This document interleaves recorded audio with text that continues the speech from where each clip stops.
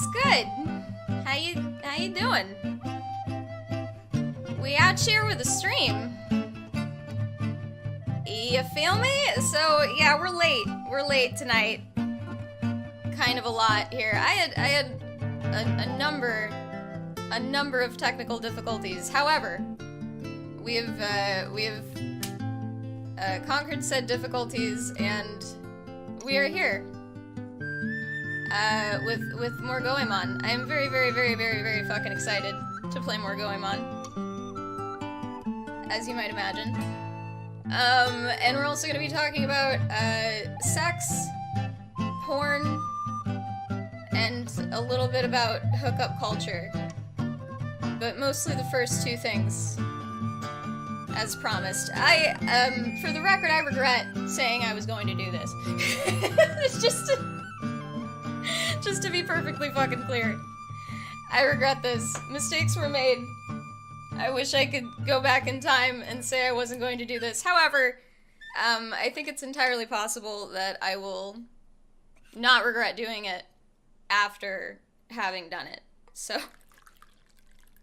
well, like, my discomfort is fucking indicative of part of the problem. People don't want to have just, like, open, frank conversations, explicit conversations about sex. And because of that, you know, we do all of our learning about sex from, you know, not necessarily the people around us or, like, you know, normal fucking people, but we fucking watch porn or you know, learn from other places how to do this shit. And anyway, that's all part of the rant. I will begin the rant after I start the game. Did I tweet this? Hold on. I try to remember to tweet when I go live. There. Alright, we're good. Okay. Yeah, I had issues getting Goemon to run. And then I had issues with my audio. And it took me, a good maybe 30 minutes on the first thing and maybe 10 minutes on the second thing to figure it all out. I wanted to be on the air, like, yeah, probably about 40 minutes ago. So, as I mentioned, I was pretty anxious about doing this, and I kind of regret saying I was going to do it, so I'm pretty fucked up right now. Just the, you know, please don't blame me. You're gonna have a hard time making me feel bad about my drug habits. I'm generally speaking pretty careful. I just ate a pretty good sized chunk of a very powerful edible, and it was starting to kick in when I discovered that I was having these technical issues, and it was just like this fucking stoner nightmare. Like, I just wanted to... It was so important that I fucking figured it out before this thing fully kicked in, because I was gonna be pretty much mostly technically useless outside of, like, being able to, you know, mindlessly play Goemon and talk about sex, which is what I was planning to do. So anyway... And god damn it, this is a stream for adults. I know I'm about to play like a kid's game or whatever, but like I'm playing it like an adult, appreciating it like an adult. This is a stream for adults. It's hard to say that without sounding a little too far up my own ass, but I don't really care. I don't really care. It's what I'm trying to do here. I want to talk about things like sex and drugs and you know, really heavy emotional and social issues and hot button stuff. That's what I want to do here. So, yeah.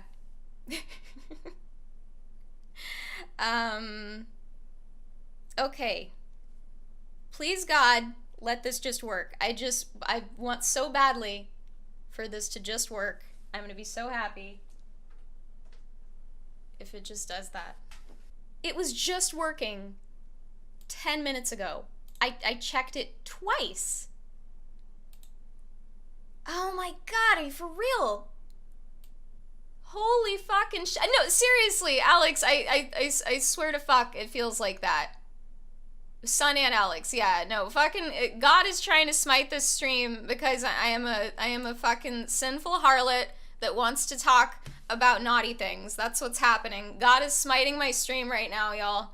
Listen, somebody make a blood sacrifice so that the spirits of hedonism can save my stream. Anybody? Please? Listen. Alex, this might have to be on you. You're my mod. Hello. I've returned. Jesus fucking Christ, I cannot believe this. Okay, I got Goemon working. It's already running in like another like scene in OBS, so I know it's going to work. So, yeah, no alarms, no surprises. we got it this time. Oh my god. I wrote down what I did. So hopefully if this ever happens again, I can fix it more quickly. I still don't know what the issue is, but, you know, as long as I have some means of fixing it, I don't really care that much. Anyway, I was waiting for the, theme song to come back. We will be listening to the theme song each and every time I play this game, just so you're aware.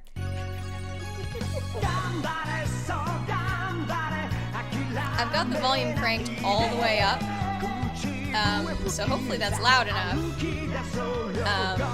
That's as loud as I can make it.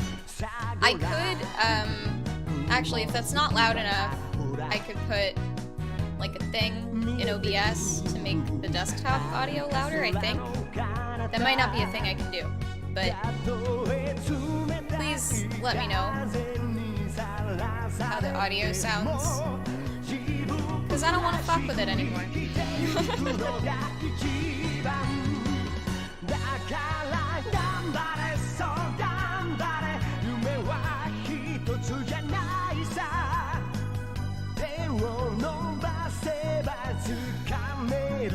Take a chance.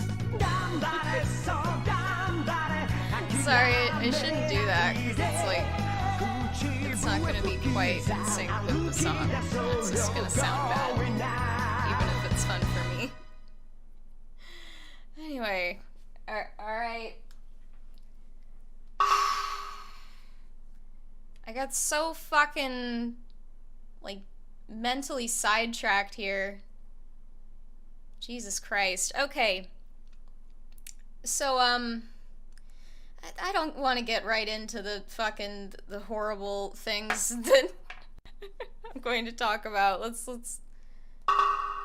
start off lighter. Any of y'all see, H Bomber Guy did a charity stream, here over the last few days. He played through, I think he 100%ed Donkey Kong 64. And he did not rest until that was done. So he was, he took naps and like ate and stuff, but that was all he was doing upon waking, was playing Donkey Kong. It's a pretty rough game to 100%. Excuse me, 101%. Sorry, I forgot about the secret rainbow coin. So, yeah, and he managed to raise, Jesus, I think it was like over $300,000 for this charity Mermaids. It's, they're like a shelter for, trans and, gender diverse kids, basically, like between 12 and 17, I think is what it said on their website. I'm actually gonna go back and get some cats that I missed. Y'all aren't complaining about the volume of the music and shit, so I'm gonna assume it's okay.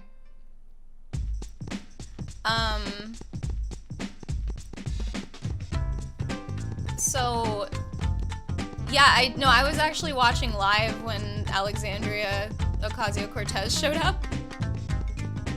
I was impressed, man. Just popped in Discord with her fucking, like, had a fucking, profile picture, looking all official and shit. It's like, did this woman already have a Discord account? How did she do that so quick? She's remarkably social media savvy, and it's honestly, like, it's doing her a whole world of good. She's the most millennial politician ever seen. It's kind of great. I'm not like 100% with her policy-wise, but for the most part, I am. And I certainly like her personally. She doesn't give a fuck, man. She doesn't give a fuck. Whoa. Hey. Okay. Yeah, no, that's where I wanted to go. like, you know, say what you want about her policies or whatever. But holy shit, she does not give a fuck. And I love it. I fucking love it, man. Yeah, she was only on for maybe like 10 or 15 minutes. Yeah, exactly, fucking... yeah, Sean had tweeted out, like, hey, he fucking tagged her, come play Donkey Kong with us, and apparently it fucking got around to her. Well, like, the thing is, so from the jump, this stream had, like, the full support of lefty YouTube. So, like, Sean and ContraPoints, and a bunch of other people, Lindsay Ellis, Dan Olson, they were all promoting this stream and getting everybody to go watch it or directly helping with it, like I think Dan Olson did. So that was already like a lot of people. Like they started out with maybe like, I don't know, like 4,000, 5,000 people watching. And from there, it kind of like, this lasted for like 60 hours. So there was like time for this to happen. So it kind of, at that point, like spread around left Twitter more generally, instead of just restricting itself to left YouTube. By left, I mean politically left. I'm sure most people would have figured that out, but that's what I mean. So like, it was getting retweeted by a couple of like, you know, celebrities, really. LP, from Run the Jewels, he retweeted it. I'm trying to remember who else. I think maybe Patton Oswalt? Maybe?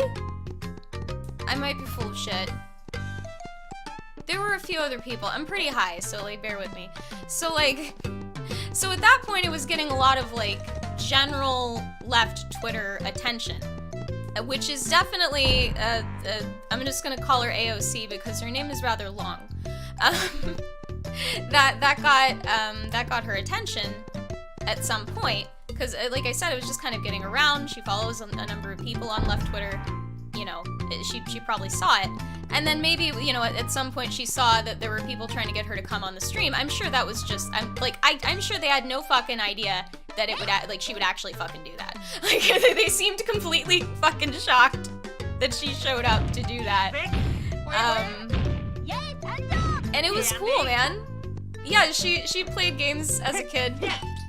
A little bit. She does not identify as a gamer, but like she played N64 games with like, I think she said her cousin or something when she was a kid. She rattled a couple off. It was, you know, like she didn't seem completely ignorant to what was going on there. And anyway, so yeah, that was pretty cool. It was a good stream. There were like always people on talking, just like a fucking revolving door. There's apparently a cat in this castle, so I'm gonna go get that cat.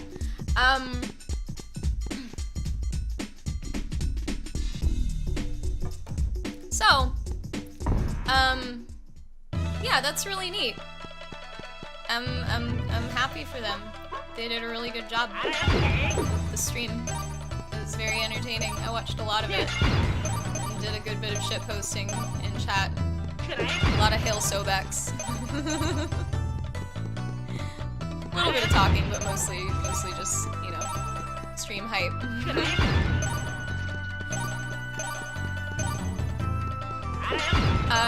This whole thing was born out of spite, is my understanding.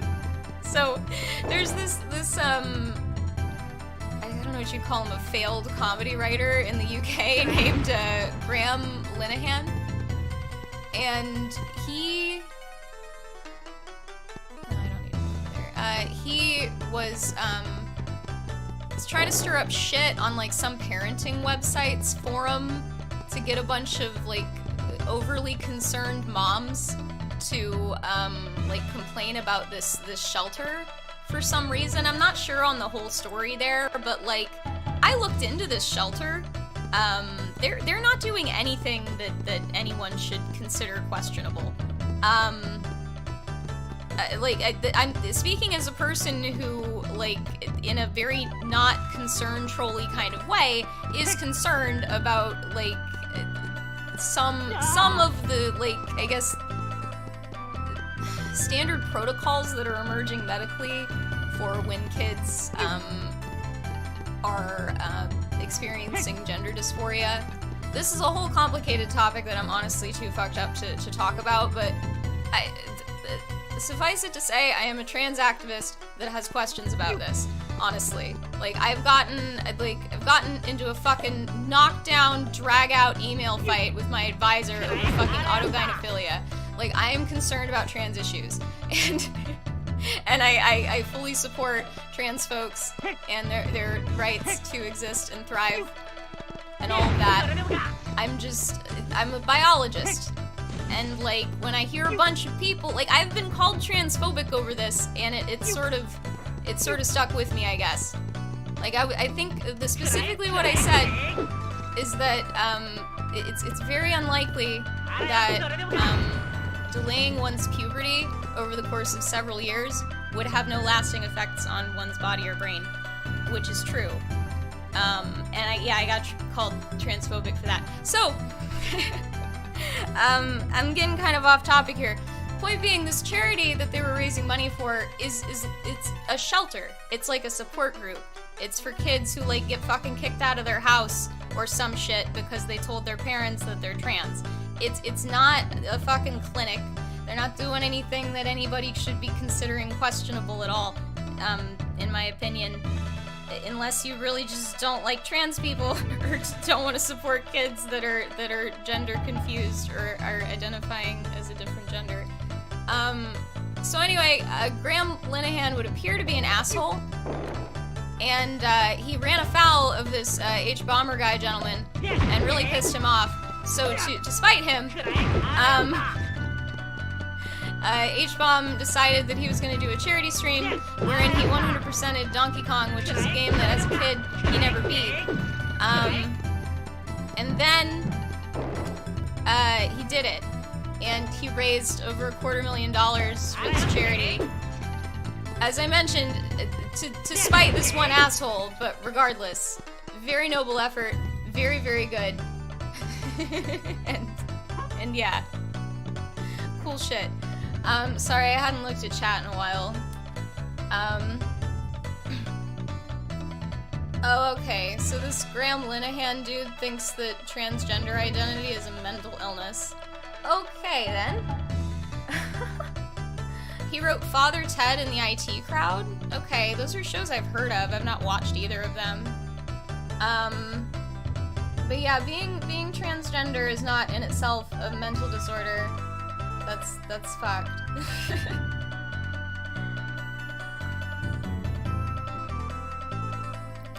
Excuse me. Oh, I haven't taken I need to take Nexium real quick. I apologize. I'll be right back.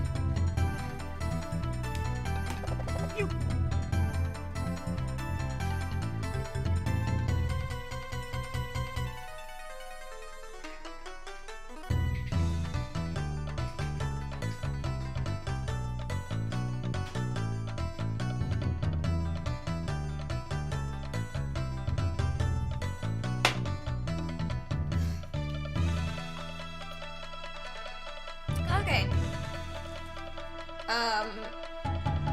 What the fuck was I talking about? Oh, right. Okay. So yeah. Cool shit on the charity stream. Like I said, it was a lot of fun. There were always people just like in and out, just bullshitting with each other. It was frequently very funny. There was a point at which they were ranking all of the Kongs by fuckability. That was really entertaining. Yeah, it was good. It was good shit. I gotta say, H-Bomb really, he kind of no-sold that. He really did not seem to be as tired as he apparently was by the end of it.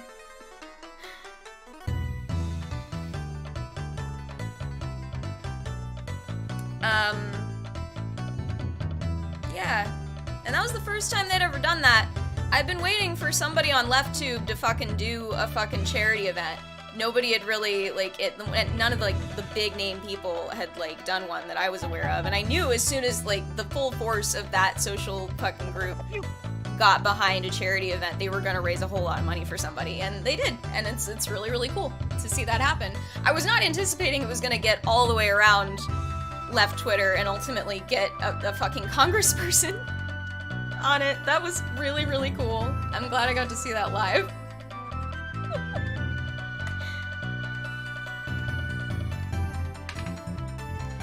Anyway,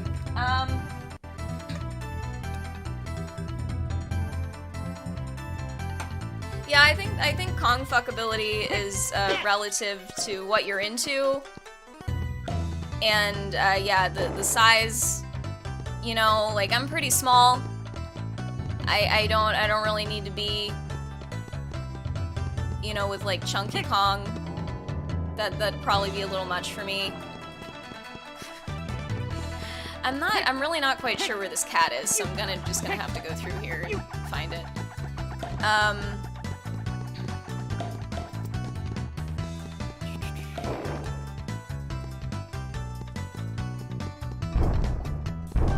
Yeah, I don't want to get too distracted with discussing Kong fuckability because I'm supposed to be talking about other things.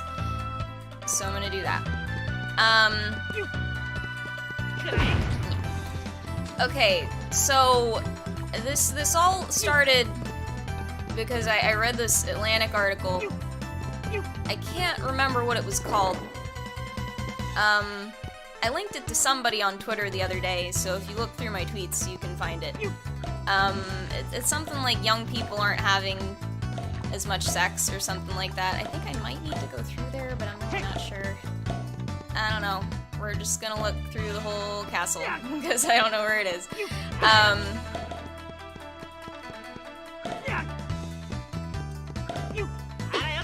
And I think I also left a cat on Mount Fuji, so I have to go get that one too. Anyway, this article I read, it talked about how there are a number of trends, like societally, culturally, economically, all that shit. Is this the one? I don't even think this is the one I was looking for, was it? It has to be. I've definitely never been in here. I'm gonna look at a list of silver fortune dolls real quick. Hold on.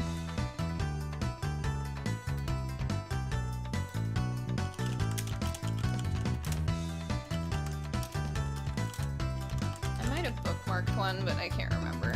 So we're just gonna look. Because I've picked up now 3 in here, I believe.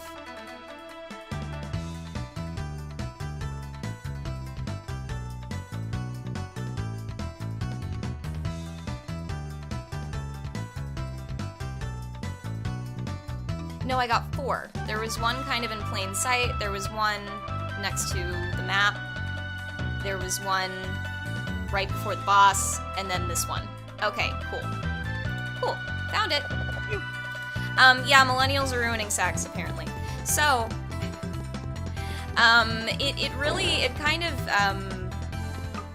it kind of shook me a little bit. That was the one. Okay, and so I wanted to talk about what I think some of the issues are here, because they didn't really quite get into mechanically what the problem is in the article. The article was largely kind of, you know, reporting descriptive sort of stuff. You know, telling you what's happening, but not necessarily why it's happening.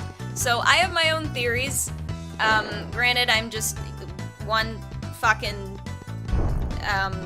wild-eyed graduate student, so, you know, take my words with a grain of salt, I suppose, but I think a lot of people would agree with me on a lot of this shit. So, yeah. This stream's gonna be kind of like graphic, not you know, in a way that is like, we're gonna be talking about like genitals and stuff like that. So if you can't handle that, or you don't want to hear about genitals right now, then go do something else. This is not the stream for you. Generally speaking, this is not what I'm talking about, but that's what's happening. So this is your official fucking content warning for all of the graphic sex bullshit that's about to get discussed.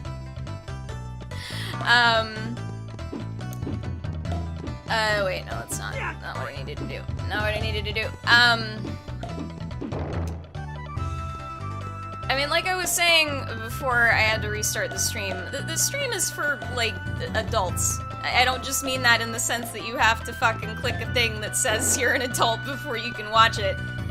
Any fucking 12-year-old can do that, and I hope that streamers realize that's true. Oops, I thought I had the chain pipe out. Sure didn't. So, yeah, this is where I need to go. And so I mean that in the sense that, like, I'm not talking about things generally that are intended for, like, children to discuss or even understand. And I also, I don't talk in a way, like, I'm not really giving you a lot of, like, cheap thrills over here. Like, I make some funny noises, and I like to think that I'm witty, but, you know, it's not like, I'm not fucking PewDiePie over here. I'm not fucking just, like, screaming and making an ass of myself and doing anything that would really appeal to younger people. So, you know, there's that. There's kind of a repellent aspect there. And like I said, it's just, a lot of this shit is, like, complicated or heavy, and it's just not meant for kids. So, yeah, I don't get the idea that anybody under the age of maybe, like, 16 listens to my streams, but 16 would be fine, I think. Like, the reason I'm having to do this at all, why anybody would have to do something like this, why Lacey Green, for example, would have to make, you know, fucking 300 videos about sex just to cover this shit, is because the sex education in this country is abysmal. It's abhorrent. It's terrible. It sucks. It's really, really not good. I was subject to, I think abstinence-only sex education in Oklahoma, which is basically, like, they don't tell you anything about sex other than, like, I think they mentioned birth control methods, but they don't talk about sex in any more detail because they go with the notion, which, you know, is true technically, that the only way to not get pregnant and not get STDs is to not have sex, and you shouldn't do that until you're an adult. So we're not even gonna tell you about it because, you know, if we don't tell you about it, you won't do it, right? That's how behavior works. No. No. No. So, yeah. So yeah, if you're a teenager and you happen to be listening to this, I would encourage you to keep listening. I'm not gonna mention anything that's gonna shock you, probably, and this information will be useful to you, if not now, in the very near future, and God knows you're not gonna get it at school. So, just stick around. Stick around.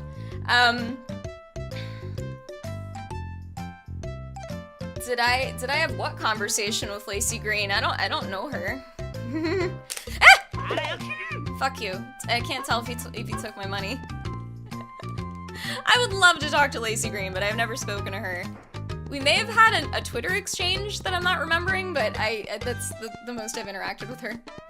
She did just have a conversation with, like, she did an interview about this, like, that she just tweeted out, like, today. After I had decided I was going to talk about this tonight, so I kind of wish I had seen that before I did this, but, you know, it'll be fine.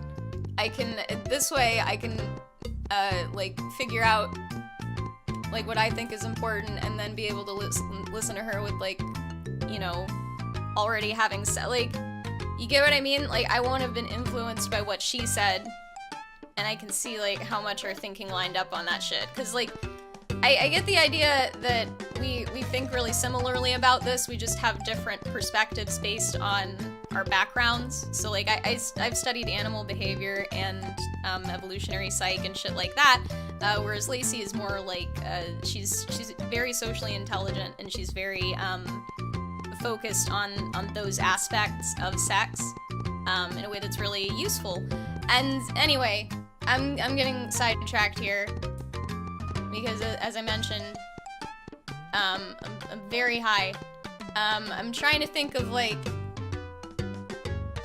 a clever way to describe how high I am, but I can't because I'm too high. That's how high I am. So, God, that was such a serious edible. I had just like a bite of it. Like, seriously. Like one large bite. It's fucking crazy. Oh fuck, I had to go to Mount Fuji, god damn it. I knew I was fucking something up. That's okay. I remembered before I got too far.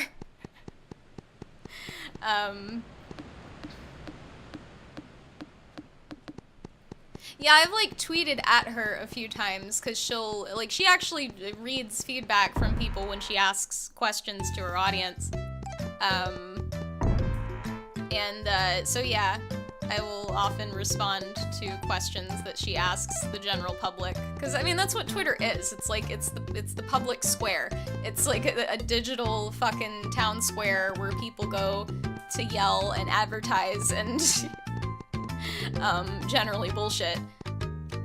So yeah, I try to think about it like that and not get too worked up over Twitter fights, because they're just, it's just like the lowest form of communication.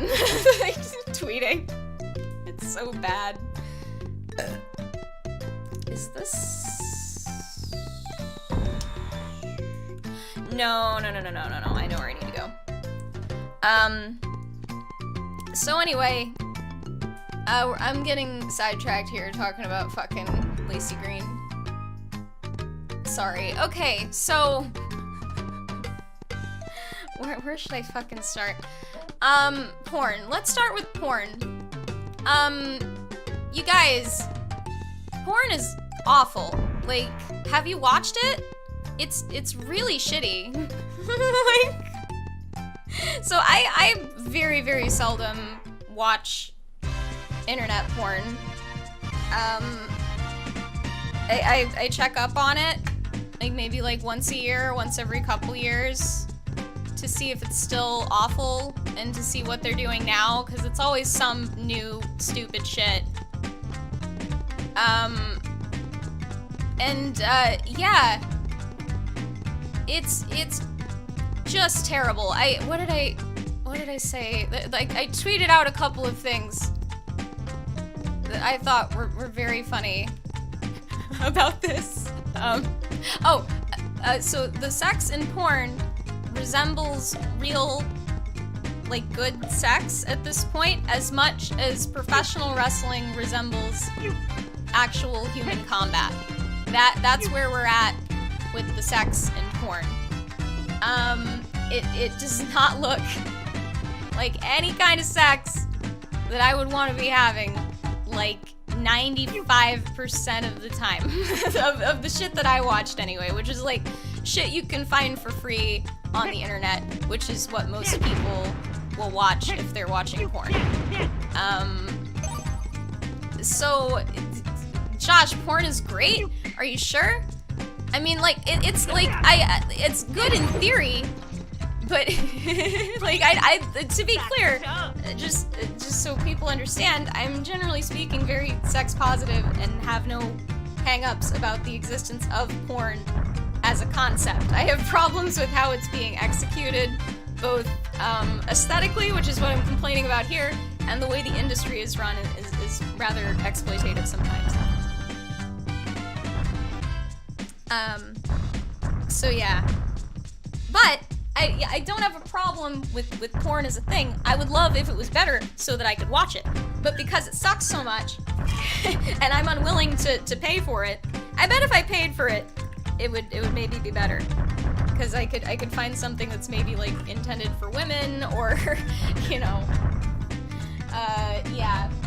Yeah, some of the amateur stuff is okay, because you might actually find, you know, like you said, people actually having sex, and, like, having a good time, instead of this, like, weird, performative, like, stiff, exaggerated, awful bullshit that is currently populating most internet porn sites. Josh, I need to know if you're being sarcastic. I think you are, but like, do you think that the sex that they're having in most porn looks like fun? Maybe it looks like fun to dudes, but like,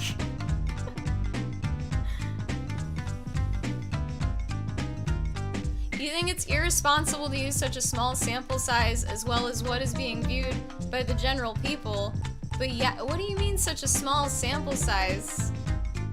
Like, I mean, I've been watching porn off and on for years, like, checking up on it and shit. Like, I don't have to watch a lot of it to understand what the trends are. And I just said I wasn't talking a shit about porn as a concept, so I don't know why you're being all fucking defensive about it. Also, like, general people, what do you mean general people? Like...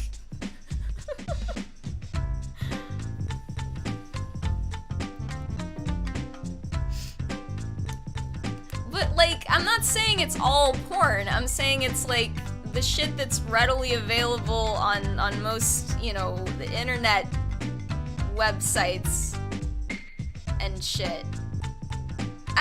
Listen, let me talk more about specifically what my gripes are, and you can tell me if your opinion changes at all.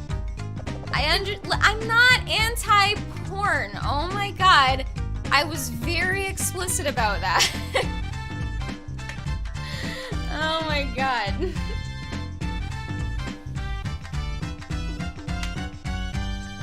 Okay, so let me get into my specific fucking gripes with porn.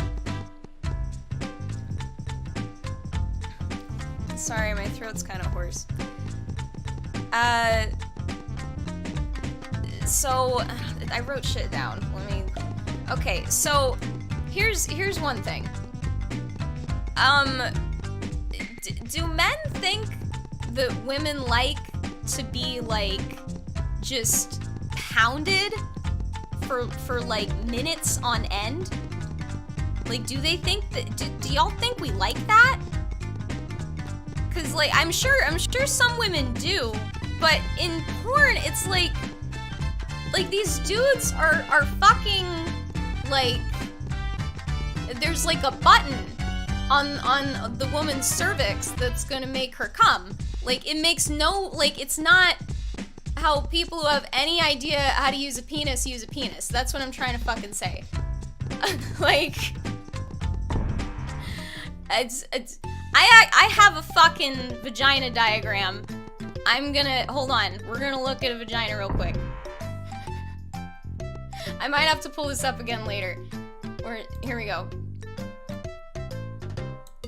Okay, so the cervix is you can see it labeled here, it's in the middle. I don't think you can see my cursor, so you're just gonna have to look at the diagram. The cervix it's labeled in the middle on the right. And it's at the back of the vagina. Hi Xandrick. You've walked into a sex ed stream. I understand that there are individual differences, but I'm talking generally speaking about how vaginas work, so just fucking listen to me. So the cervix is that thing there. It's like a little knob of hard flesh in the back of the vagina, and it's the tip of the uterus, so which is where babies grow. So, and yeah, the cervix doesn't have a lot of nerve endings, on it. So you like, it's not fun to have your cervix boinked. Additionally, if I'll pull this up later when I want to mention this, but there's other things. We'll talk more about that in a second. I just wanted to show you where the cervix was because I think a lot of people don't know what that is and where it is.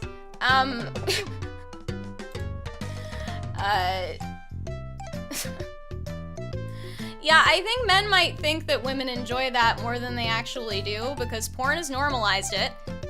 And women, like, also watch porn to get an idea of what men like and what they think is normal. And I think there's a bunch of people pretending that they like this when they fucking really kind of don't. Or at least the women don't. And that was something that got talked about in this fucking article. Is this out of town? No. I passed it. So, sorry, I ate an edible earlier and I'm really fucking high and I'm doing my best here. Just please bear with me. I was very anxious about doing this. So it kind of helps to be sort of fucked up. God damn it!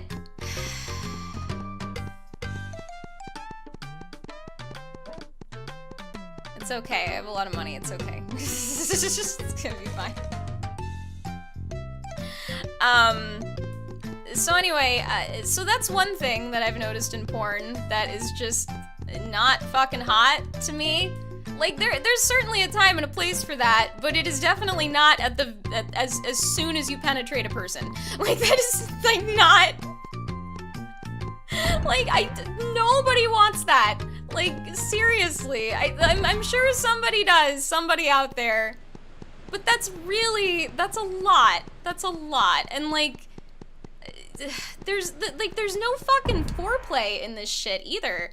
The reason I'm mentioning all of this, by the way, is because in this Atlantic article, they had talked to, like, people working at, like, college clinics and shit like that to see what, what they had to say about young people and sex, and they were noticing that a lot of women were coming in with, like, complaints of vaginal injury that would suggest that they, had been, like, penetrated against their wishes, but that's not the case. They just weren't ready for and, like, aroused enough for the sex that happened. Even though it was consensual, they were, like, showing damage that would indicate that it maybe wasn't. And, like, that's... In order to like, fuck it up that much, you have to really be, like, just totally fucking unaware of what a vagina is supposed to, like, look and feel like when it's actually ready to have something put inside of it. So, like, that's why I'm talking about this, because it would seem there's just a lot of misunderstanding regarding, like, just the ins and outs of sex. I'm sorry! That's I had to say that. So, sorry, y'all are being awfully chatty. Let me look at what you're saying here.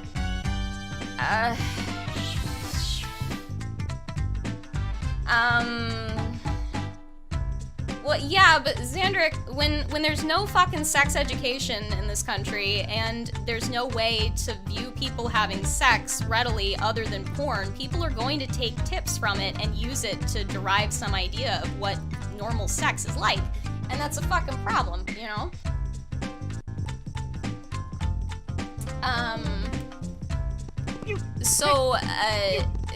Yeah. God damn it. Hold on. I'm gonna get up here before I keep talking, because okay.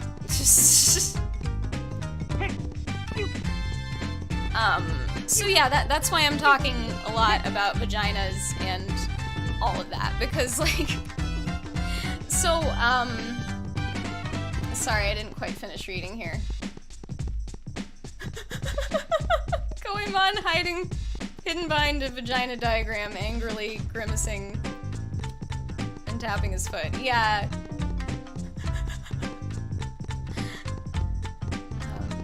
Sorry, I'm reading what you had to say in chat here.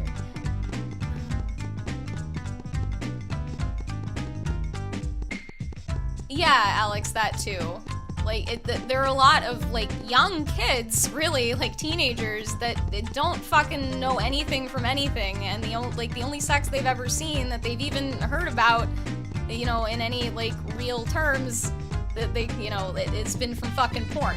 So, and when the porn sex looks nothing like real sex, and when the sex that's being portrayed in porn is specifically harmful to women, as it turns out, then we need to address that, because that's, you know, like they were saying in this Atlantic article, like I said, women watch porn to get an idea of what men want and what's, you know, quote unquote normal too, and they're like, they would say things like, you know, I make more noise than I really feel like making because I feel like that's what I'm supposed to do, or like I don't complain when, you know, this or that hurts because it's, you know, apparently it's normal because I saw it in porn. And like this is part of it. Like there's no fucking foreplay in porn. Like there's like a little bit, I guess. Like there's like really open, like sloppy mouthed kissing. It's all like everybody in porn kisses horribly. I don't know like why that happens, but it would seem that nobody knows what they're doing. Every once in a while I'll see a couple people that actually know what they're doing with regard to kissing each other, but a lot of it's just like, it's like the sex. It's like just overkill, cartoonish, like it's like, oh, it's so hot because there's so much tongue, and it's like, that's not how hot works. Why are you doing that? Hello. It's Allie full of bagels. I'm just gonna call you Allie, if that's okay, unless you prefer bagels. Like, yeah, there's jump cuts, like, which, you know, to an extent I can understand, but if you get the idea that you're supposed to, like, that's the progression of things and how that's supposed to go, it's like, okay, so we kiss horribly for 10 seconds and then she's ready for my penis. That's how it works, right? No! No, never. No. For fuck's sake. Welcome to the stream, Allie. We're talking about sex, which is not normally what I talk about here, but that's what's happening.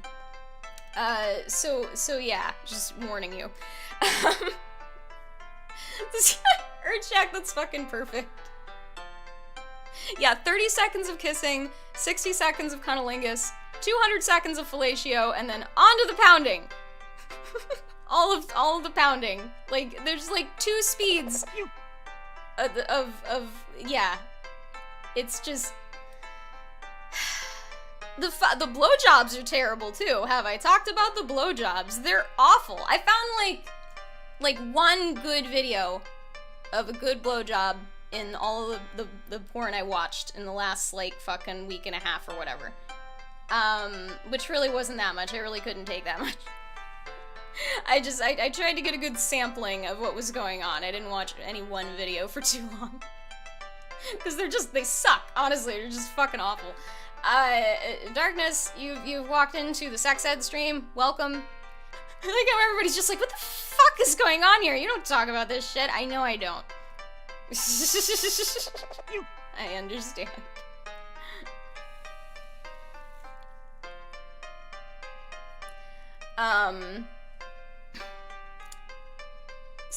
So yeah. Sorry, chat's going kind of fast. Calm down, kids. Jesus Christ.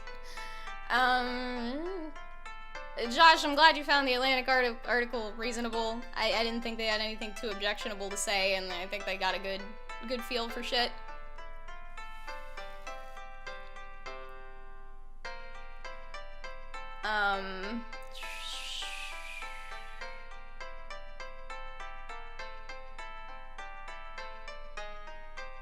Yeah, well, I was talking about the blowjobs. So, like, here's a couple of things. You should never force a woman's head onto your penis, ever. Unless you've specifically asked her about that and she's totally into it. You should never fucking do that without somebody's consent. I can't believe how often I see that in porn. It's fucking gross. Like, holy fucking shit. If a dude ever did that to me, the blowjob would immediately stop and I would fucking leave. I can't tell you how much that's really fucked up. Don't do that. You can touch her head. That's fine. Do that. You know, play with her hair, do whatever. That's fine. Do not force her fucking head further down on your penis. Holy fucking shit. I can't believe I have to say this. Oh my fucking god. Like, there were just, like, so many things that they mentioned that were, like, commonplace in this fucking Atlantic article that if it ever happened to me, I would immediately leave. Like, just, like, no way. Holy fucking shit, some of this stuff. So, yeah, don't do that. Yeah.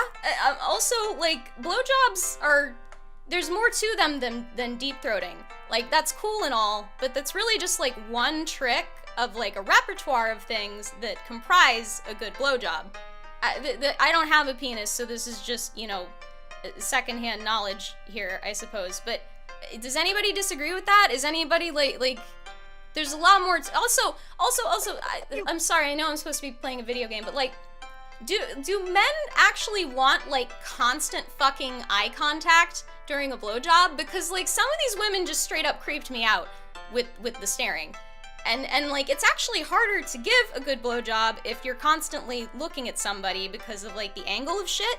Like, it's a lot easier to just do it right if you're not fucking looking at the person the entire time. I can understand wanting, like, a little bit of that, or, like, you know, wanting to, like, look at the person, of course, because y'all might think we look funny with a dick in our mouth, but y'all look funnier, I promise. So, yeah. So the blowjobs in porn, for the most part, are terrible. Sorry, y'all are talking here. Indeed, the threesomes and gangbangs are overrepresented in porn. I have not seen Hot Girls Wanted. I've heard about it. It's, it sounds like a rough watch. I might have to watch it eventually. It's like holding eye contact during a kiss. It's fucking terrifying after a bit. Yeah. Yeah. It's just like, do guys actually like that? Or is it just like, it's... I feel like Urchak, you used the term supernormal stimuli up there. That's what it is. And like, what did oh my god, I described it really well on Twitter. What did I fucking say? I said it's a fever dream of ethological cues engineered to pop easy boners or something like that. That's what I called porn. That's a really good way of putting it, honestly. It's just like a bunch of these like things that turn people on, and it's like all turned up to 11 to the point where it doesn't look like any kind of sex that anyone actually has. You know what I mean? So yeah. Sorry, I'm gonna start this quest here, and then I'll keep complaining about porn.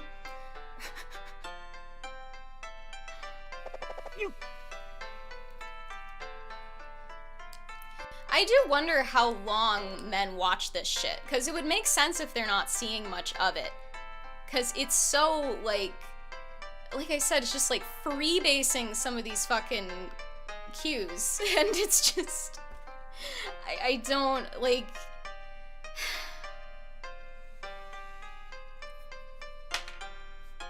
Anyway. Let's start the fish thing. Darn! I know there are fish in this creek, but I haven't caught any.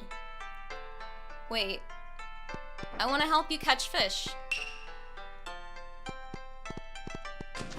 Do I have to go get my ass kicked by the guard first? I might have to go get my ass kicked. Hold on.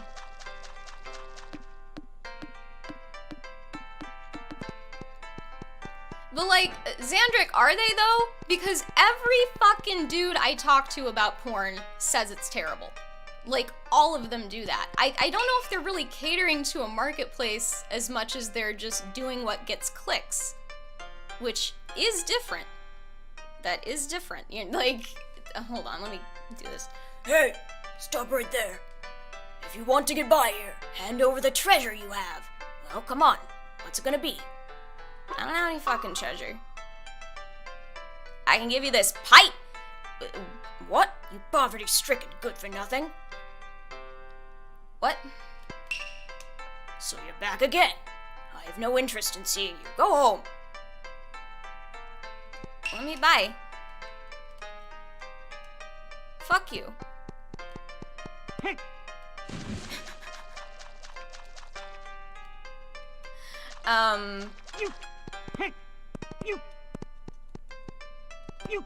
Come on. What? What do you want? Do you know that asshole? Benkei? Of course I do. He's like a follower to me. Wait a sec. I bet you're trying to get across the Gojo Hashi Bridge. Yeah, I am. That Benkei's blocking. Am I right? Yes.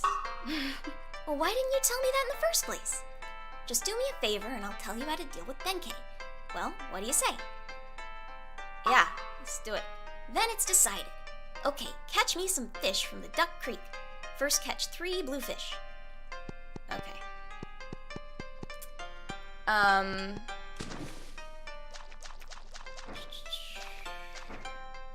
just catching up on chat here.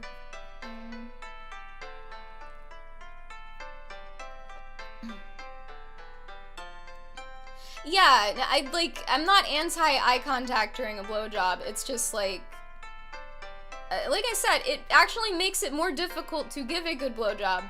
And a lot of it seems creepy. Like, I don't want to be constantly watched while someone's giving me oral sex. I don't want that. Like, I just can't imagine that a lot of dudes want that either. I don't really, it's not, it's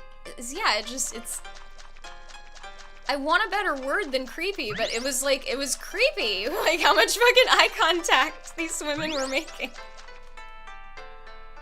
A lot of dudes want that? I mean, okay. It's not gonna get it from me, but okay. Listen, do you want a better blowjob, or do you want me to stare at you the whole time? It's really just, it's that simple, honestly. Anyway, alright, I'm getting too sidetracked on the blowjobs. There's so much else to complain about. 5 yellowfish.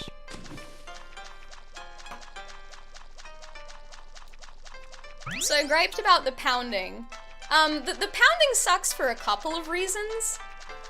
First of all, because like I said, it starts just way too early. I can get wanting to do that, especially, near the end. Cause the vagina, the thing about it is, it's remarkably flexible, and it does a whole lot of changing in shape throughout sex. So, there are stages of arousal for women just like there are stages of arousal for men. You know how, a penis can be some level of hard? The vagina is similar. Oh, wait. No. Stop.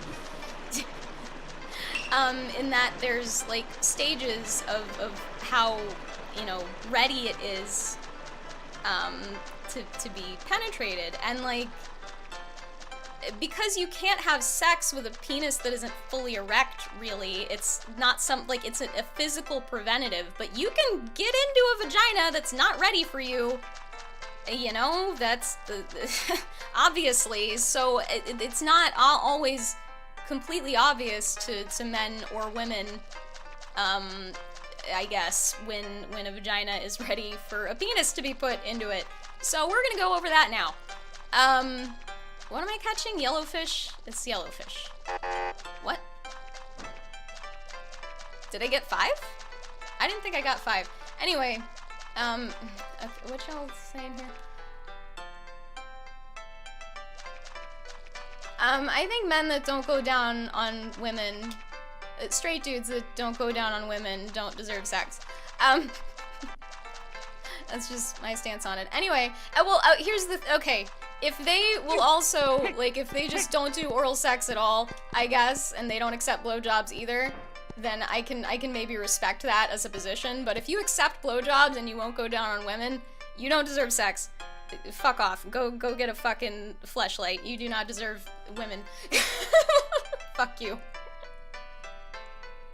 Yeah, who was it that got fucking absolutely reamed recently for saying that shit?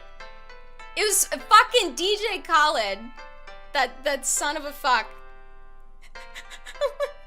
Said, I don't go down on her, she just goes down on me because, like, I'm the king or something like that. Right. Oh, okay, DJ Khaled. Okay.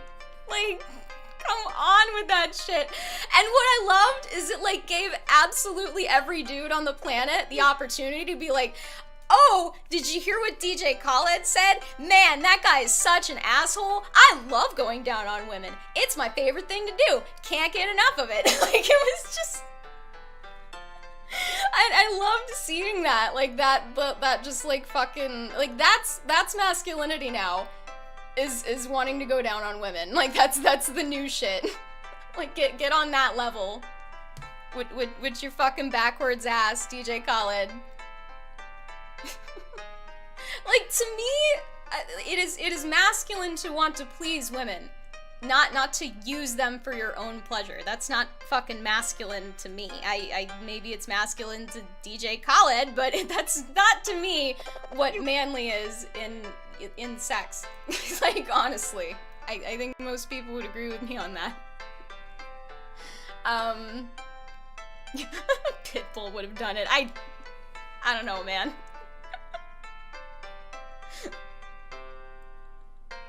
Like I said, I think... Actually, no, I don't think I've talked about my hatred of Pitbull, like, recently. He's just not doing enough to piss me off, is the problem. I think all the hate that I was heaping on Pitbull is now reserved for Drake. Fuck Drake. But... Anyway, what else is terrible about porn? What do you guys not like about porn? Like, I want to know what you see that just makes you just, like, wince or want to fucking watch something else or just like, so fucking not hot. Like, there's gotta be at least a few things that you see that are just like, oh my god, why are they doing that? Because there's so many things that I just don't understand that happen in porn. This is a more general complaint, but just like... What is wrong with this thing? Hold on. I'll be right back.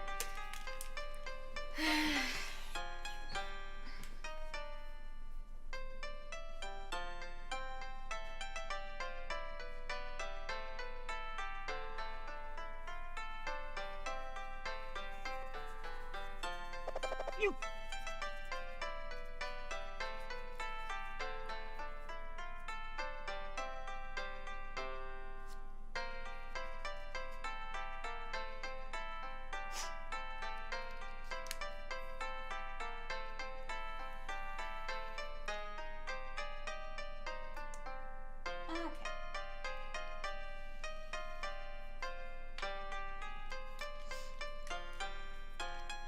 Okay.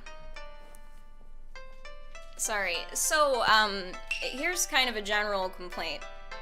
8 redfish. The positions that are used in porn are, by and large, completely fucking ridiculous. And there's a reason for that, like an aesthetic, practical reason for that. It's because they're doing it for a camera. So, and it is absolutely paramount, apparently, that you be able to see the penis going in and out of the vagina at all times. So, like, whatever goofy-ass position they're in, that's usually the reason for it, is so that you can actually see the penetration happening, which is, like I said, just, it's a fucking ridiculous clusterfuck of ethological cues. It's just crazy. So, a lot of the positions that they're in are not actually enjoyable in real life. They're just doing that for the camera, basically. But the problem is, people are mimicking those positions, and this is in this Atlantic article, they're having anxieties about how they would look like to a third party observing the sex. Like, they're having, like, fucking, like, anxiety about, like, you know, my leg's doing this, or what am I doing with that, or how do I look, when they're just having sex with one person and nobody's watching. Like, they're having, like, fucking, they had a name for it, I think, in the article, but I can't remember. That's so fucking crazy to me that I can, like, barely get my head around it, honestly. Like, you should not be caring that goddamn much, certainly about what your fucking body looks like while you're just with one other person having sex. You should be in a position to maximize how much fun you're having, not so you look good. Like, I can understand maybe caring about, like, what your face is doing, because, like, I get self-conscious if I look too fucking stupid. Was that 8? I guess that was 8.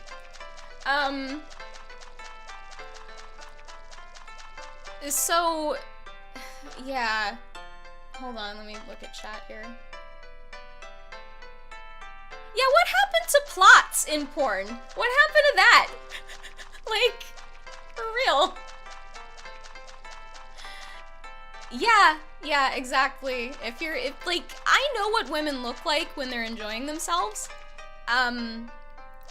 Both because I am one, and also I've been with women. Like, I know what they look like, sound like when they're having a good time.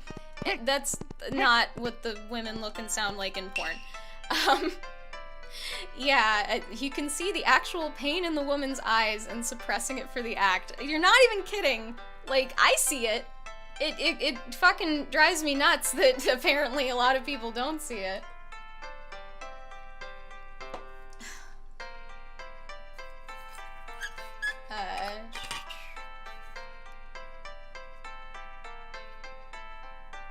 Yeah, no, there's a lot of, like, slapping and choking and, like, okay, yeah, if you want to do that, but you really need to ask first. Like, most people are not gonna want you to slap them. Or like, what is up with the clit slapping? What is that? Don't do that. Holy fucking shit. Like, nobody wants you to do that. The clit is very tender. It's a very sensitive area. It's like, it's made of the same tissue as your penis is. It's like an erectile little nub of tissue. And it's more similar to, like, the head of your penis than it is to, like, any other. So, like, imagine if somebody were slapping just the head of your penis. That's what it feels like to have your fucking clit slapped. Like, what the fuck with that? Don't slap clits! Why do I have to say this? Holy fucking shit! Fucking Christ! Sorry, I knew this was gonna happen a couple of times at least. Okay, what was I talking about? I was catching up with chat. Let me just do that. That's what it was. I read something that Darkness wrote in chat and I got off on a tangent. Yeah, they mentioned in that Atlantic article that, like, it's, like, a lot of women just thought that people, like, it was normal for men to just choke you during sex without asking about that or, like, anything first. Like, they just thought that was No! It's not totally fucking normal for someone to choke you without asking during sex. Holy fucking shit. Why do I have to say this? Like, god damn it. Like, it's okay if you want to, touch somebody's neck. That's different. But, like, if you're talking about, like, putting a lot of pressure on it and restricting airflow, that's an ask. You have to ask to fucking do that. Jesus Christ. Why do the women have to talk so fucking much about how they enjoy the sex they're currently having? Oh my god, yes. There's so much just, like, banal, dirty talk. It's so bad. Like, god damn it. And women don't make that much noise during sex. Like, that's not, like, they make noise, like, naturally even, but that's a behavior called female copulatory vocalization. It's something that women do. We do make noise during sex. We like doing it, generally speaking, but it doesn't sound like that. It's like this fucking, like, cartoonish, just, like I said, it's pro wrestling. It's the fucking pro wrestling version of female copulatory vocalization. God damn it. And yeah, I don't know a lot of people that like talking during sex.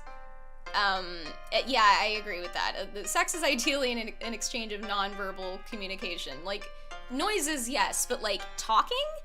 you gotta run that by somebody. Like, don't assume that somebody wants a bunch of fucking talking during sex. I think most people are not that interested in using that part of their fucking brains during sex in any meaningful capacity.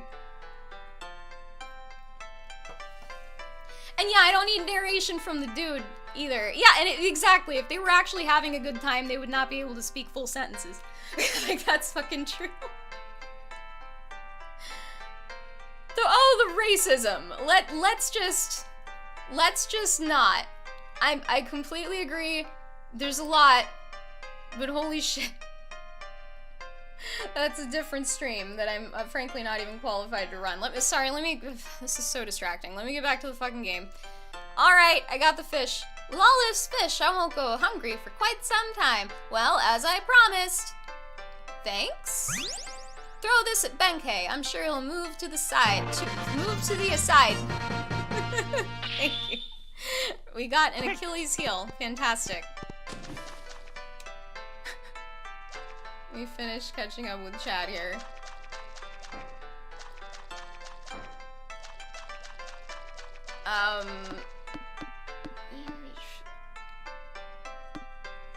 Yeah, the dick to face beating. I don't know. You should really ask somebody before you slap them in the face with your dick. Why do I have to say this? Why do I have to say any of this? Oh my god. Holy fucking god, man. Also, Xandric, I don't know what you're referring to, but I just want to use that as an opportunity to say that, most men don't actually care about a lot of the flaws that you think your body has. They're into it. Like, for real. Just... Odds are, it's not that big of a deal. Just learn to love what you look like naked and put off that vibe, and they're not gonna care. Like, for real. Well, no, I'm saying that women are self-conscious about, like, the positions that their bodies are in during sex. And they're also mimicking the fucking ridiculous fucking sounds that women are making in porn because they think that that's normal and that's what they're supposed to do. Otherwise, the guy's not gonna think that he's doing a good job. And God forbid we harm male egos. Jesus fucking Christ.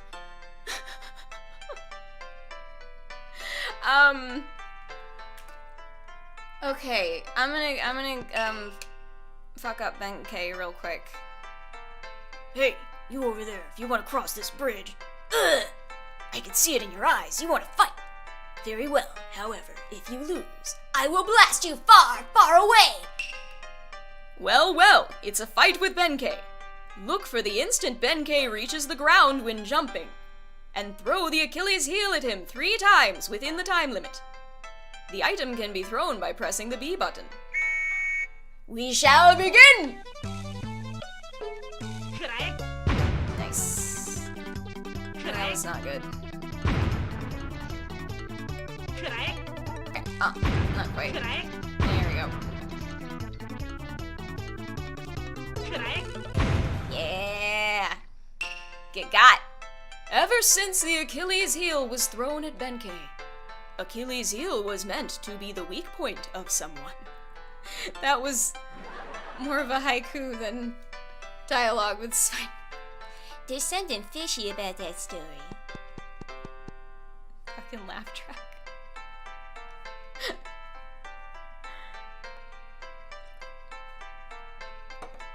Excuse me. To be defeated in the same manner as I was by Ushiwaka. Oh, I guess he had been beaten before. I guess by that person who gave me this? Please, I beg you, don't tell anyone that I lost.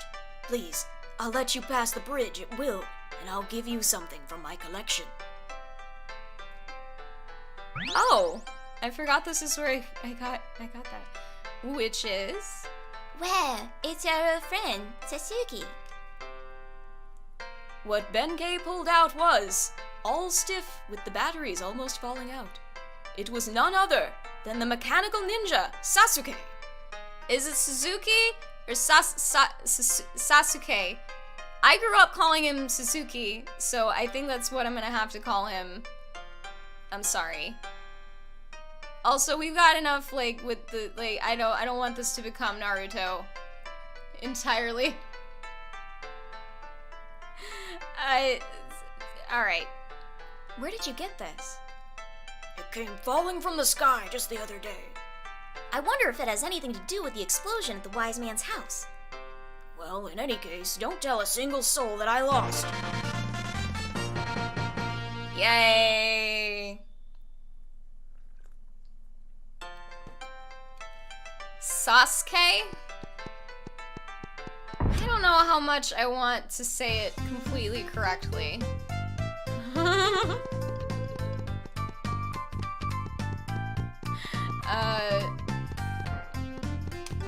I'm gonna...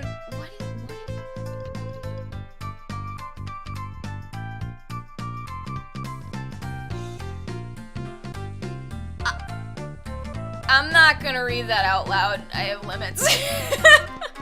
Wow.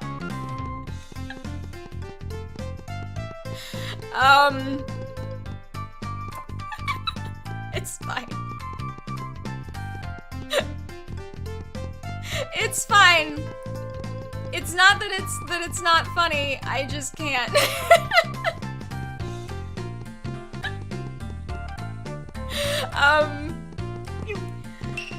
The store is closed with magical powers. I actually don't know what's in there. You don't need to apologize. I actually didn't specify this, but the rule I usually have regarding sex jokes is not currently in effect because I'm fucking explicitly talking about sex. So that would be kind of stupid. Alright, I think I maybe have done enough bitching about porn. There's a lot of other things that are really dumb and bad about it, but I think you get it. It's dumb and bad. So the reason it's bad that it's dumb and bad is because, as I mentioned, the sex education in this country is horrible, and unfortunately, a lot of people are learning about sex from porn. And if you watch porn and you start to think that a lot of this shit is normal, and you don't know any better because you're like a teenager and nobody fucking taught you otherwise, and you have no other means of observing sex, then yeah, you get why it's a problem.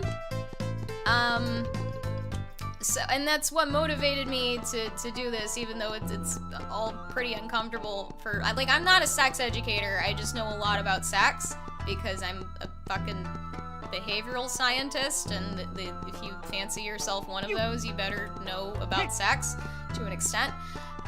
So, it's also just been kind of a side interest for me, throughout my life. Where did this just take me? Oh, it opened this thing. Cool. Neato burrito. I work in a sex lab, technically. That's what ours does. So yeah, I like we talk about this shit from like an academic perspective. Because the research is cool and it's useful and nobody looks at it except for the people that research this shit. So what was I was saying, I think that a lot of the reason that the sex has become shitty is because a lot of people are taking this stuff that they see normalized in porn into real life. No! And as a result, they're having shitty sex, which, like, I think that's what I tweeted at Lacey Green, actually, because she had asked, like, what do y'all think is causing young people to have less sex? And it's like, if the only sex that I had ever attempted to have as a really young woman was with dudes who were, like, going in before I was ready, pounding the shit out of me, doing shit like choking me and forcing my head onto their dick, I don't think I'd be that into sex. Like, if I thought that's what sex was, I don't think I would have ever gotten into it. And like, if you're a young woman and like you've not been in a relationship, if you've only been on like Tinder or some shit and had just like quick hookups, that's probably for the most part, I guess, what you're dealing with. I don't know. I've never used a dating app, nor do I ever plan to, so I can't really say either way.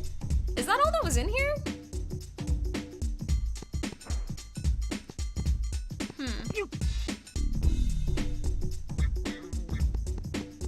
Haha!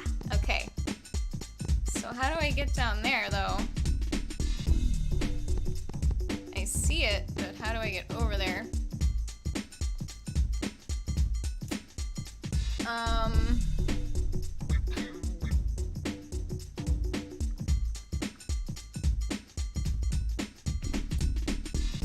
I don't know how common snowballing is. I don't have the stats on that. Sorry. You didn't offend me. I'm pretty hard to offend. When it comes to this shit anyway. Oh, something I wanted to mention just because I thought it was really funny and interesting. There was like kind of a trope going around left Twitter for a little bit there about basically the notion that men don't make noise during sex because of like toxic masculinity. Like they don't want to make noise during sex because they think it's like feminine or something like that. Damn it. I think I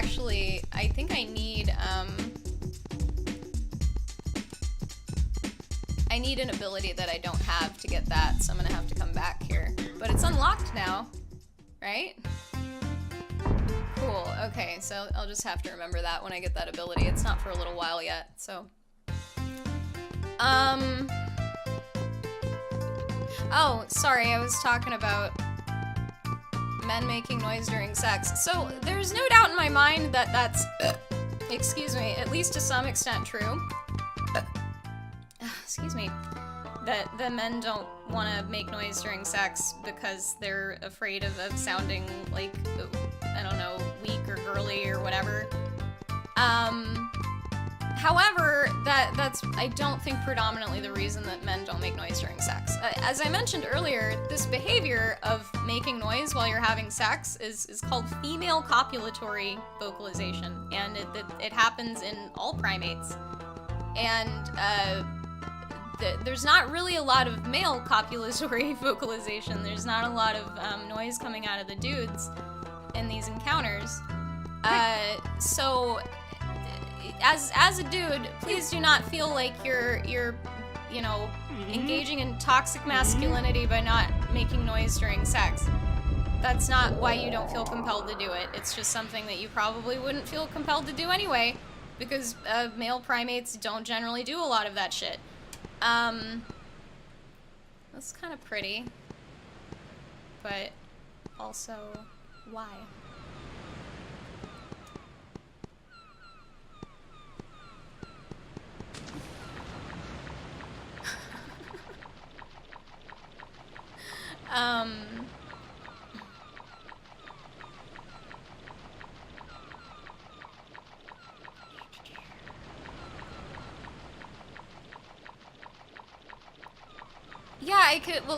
Yeah, I think part of the reason you think it sounds weird is because, like I said, it's not really necessarily naturally what would happen. Like, if you don't feel like making noise during sex, it's not weird. And that's basically what I'm trying to say, is, like, we definitely shouldn't be shaming men over not moaning during sex.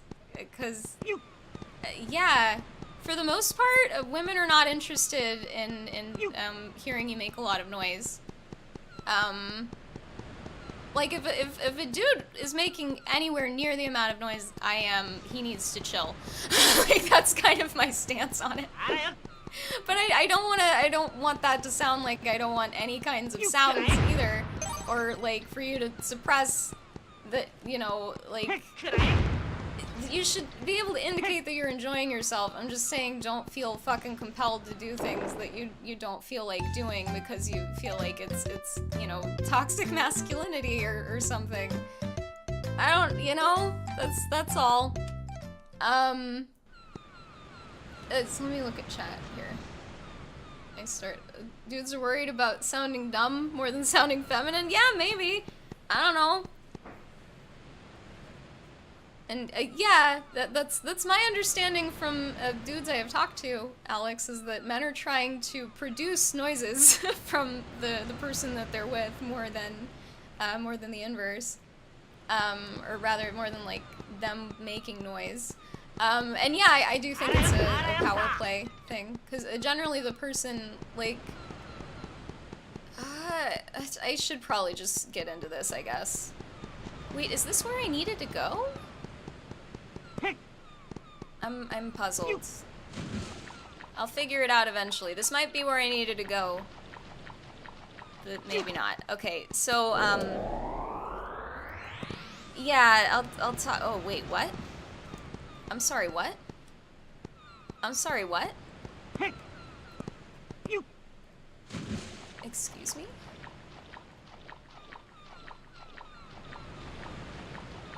What is happening? What is fucking happening? Where the fuck am I? What is going on? You are at the Husband and Wife Rocks. Oh, okay, cool. Is there like a fortune cat here or something? Oh, there's the fucking frame rate is awful. It can barely do this. It can barely do this. Okay, so I think people don't talk enough about power dynamics in sex. And I would like to start this conversation right here and now on this stream.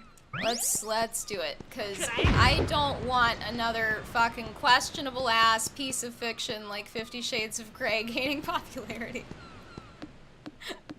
Oh my god. Oh my god. Hey, cool. That's what I wanted. That's what I wanted. Okay, but like... Am I not gonna be able to get back to the forest? Am I stuck here now? I'm not sure this is where I was trying to go.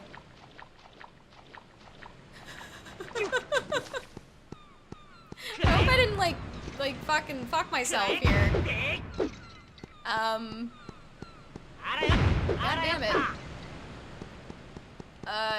Sorry, what was I talking about? Oh, right. Okay, so, generally speaking, mammals are kind of wired up to either enjoy being more dominant in sex or more submissive during sex. And this is kind of a neural thing. Like, it's sort of like it's a set of behaviors, and depending on how you're wired in certain parts of your brain, you're gonna want one thing or the other thing. It's normal to, like, want some level of both, and it's like, not, like, standard that someone would only want to be completely submissive or only want to be completely dominant. If you have impulses like that, you could, you know, look into the BDSM community and you can find an outlet there for that. But most people, most of the time, I don't think are all one way or all the other way.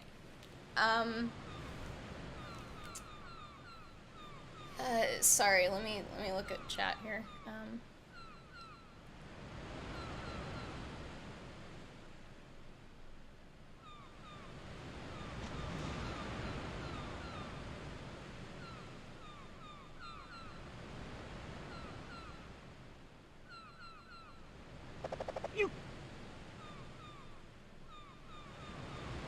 Yeah, no, I agree with that, Xandric. Let's see.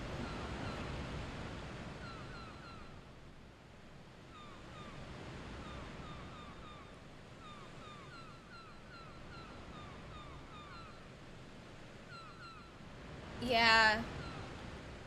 Also, I did also age 10 years just watching Dan Olsen's review. Yeah, do you like the relaxing ocean sounds?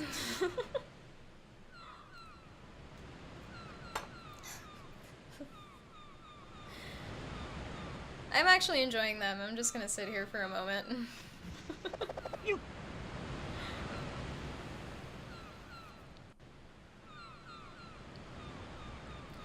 Dan Olsen is the Folding Ideas guy, by the way. He has a really good YouTube channel, and he recently published a 3-part review of the entirety of the 50 Shades of Grey movie series,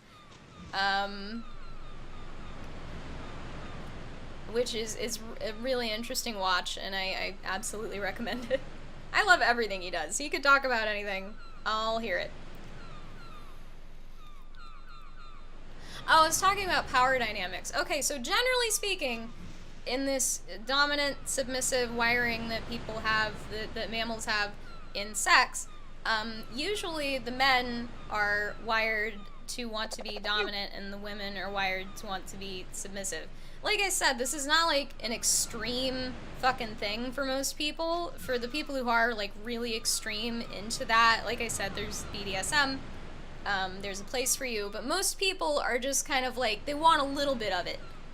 Like, and that's pretty normal. And it's something that's like, it's kind of culturally accepted and known that, you know, men are supposed to quote unquote take charge in bed and yada yada. That's all just like coded language for being more dominant. And yeah, you can see this in like fucking, like, look at the cover of any romance novel. Like, it's very like, I don't have great fucking language for this. I'm sorry. But like, that's, you know, pretty standard. That doesn't mean that there aren't men that like being submissive and women that like being dominant. There definitely are. And like I said, I think most people like a little bit of both in some ratio. So yeah. However, I think it's okay, generally speaking. I don't know. See, like, there's so much shit that, like, I don't think people should be having sex with strangers. There's a fucking hot take for you. I don't think people should be doing that. Because it's difficult to have sex with somebody and, you know, both of you have a good time if you don't fucking know each other and you haven't talked about what you want. And yeah, I think I maybe just took a shortcut to the place I needed to go, so that's fine. I got the silver fortune cat. That's what I was trying to get by fucking around with that rock. And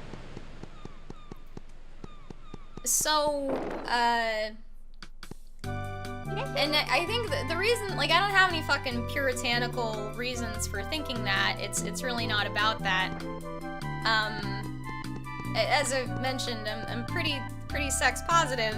It's just, I'm sex positive in that I think that it's not necessarily, like, you're not necessarily increasing the amount of sexual pleasure you're going to experience in your life by fucking more people.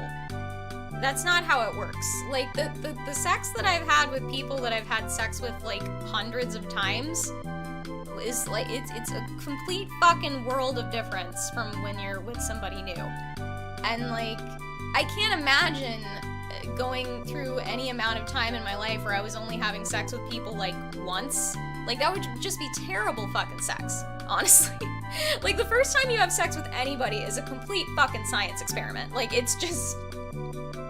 And, like, you really, like, I can't, it's hard to explain to people who have not, like, had a partner for years and, you know, somebody who, like, they know all their buttons and, like, they know what they like and, you know, they can kind of cater to that.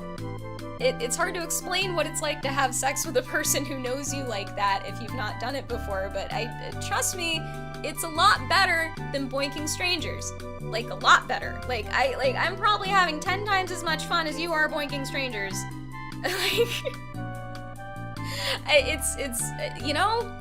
So that's what I'm saying. I'm not saying it's bad to have sex with a bunch of people because you shouldn't be a slut. Be a slut. I don't care. I'm just trying to, like, I want you to have more fun. Like, it's what I want. And I'm saying you don't have as much fun if you go around boinking a bunch of new people, because it's difficult to learn to have like, really good sex with a person. And you get what I mean? So, like, yeah. That's my stance on that. Which is kind of that's kind of all I have to say about hookup culture, to be honest. It sounds like a lot of bad sex. Which, you know, maybe to men is not so bad, because you guys, you know, you don't experience, like, pain and injury usually if your sex is bad, and you know, get to come anyway, so who gives a shit, right? But yeah, women that are having bad sex, like I was talking about in that article, we get dicks put in us that we weren't ready for, we end up sore the next day, or, you know, and it, like, God, I can't imagine being with, like, some dude for the first time and him just being, like, really over-aggressive and, like, Jesus Christ, like, I would probably just humor the person out of fucking fear. Like, honestly, if, like, I've never had a bad hookup like that, but, like, I don't even know how I would respond to it. I would never have sex with somebody that I didn't fucking know a little bit. I don't know how anybody can fucking do that. Yeah, I was just thinking that, Alex. It's like, this is a really good soundtrack to this right now. That's good.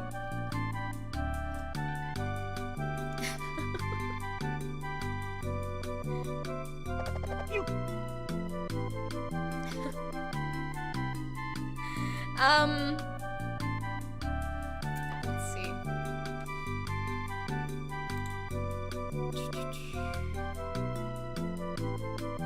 I'm thinking I want to take a break soon. I think I'll do it after I do this thing that's next. Because I don't think it's terribly long.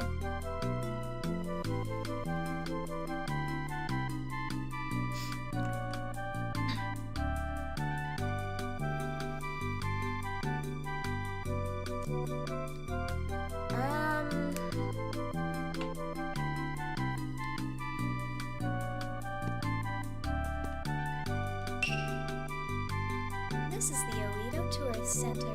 The Awaji, or Awaji? Like, the HJ that's like Spanish. So, Awaji. Island branch. We will carry you to Shikoku at once with our proud dragon, is what we really want to say. Our proud dragon has suddenly gone wild and cannot carry you now. Can someone do something about this? Yeah, sure. Wow, really? That's great. Okay, hop on the back of the dragon. Enter this machine.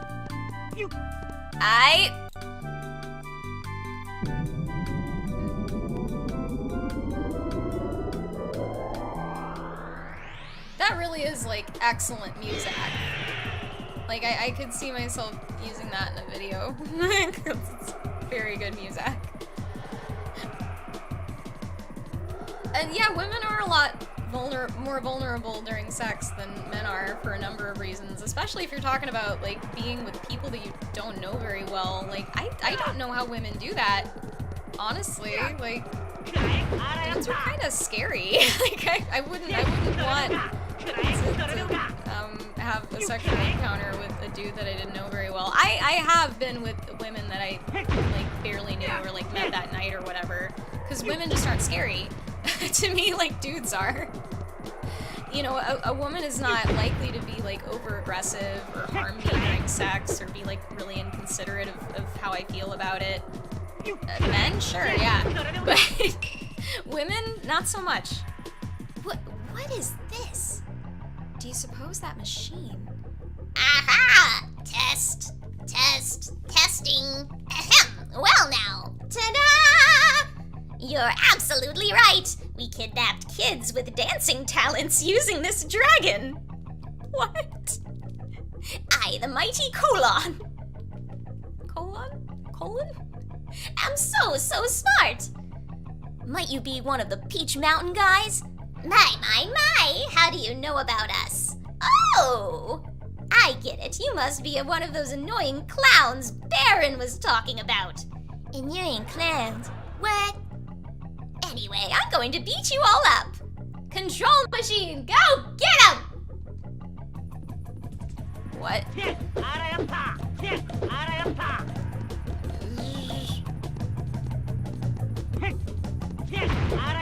Yeah, go ahead. You may vent. Whoa, shit. I'm gonna be preoccupied for the next couple minutes here. I think you have to hit him 5 times?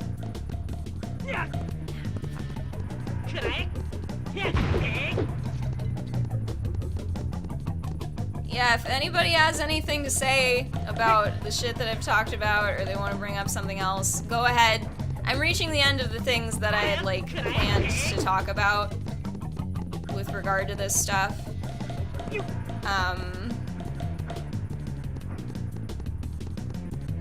I did think of another thing that I need the vagina diagram for, but I'll just wait until after the break to do that.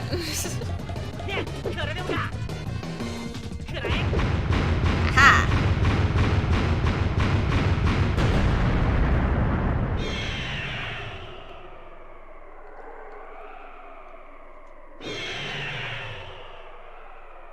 Yeah, I understand that men think about sex that way to an extent. Which is difficult for me to understand, but I understand it from, like, an outsider's perspective.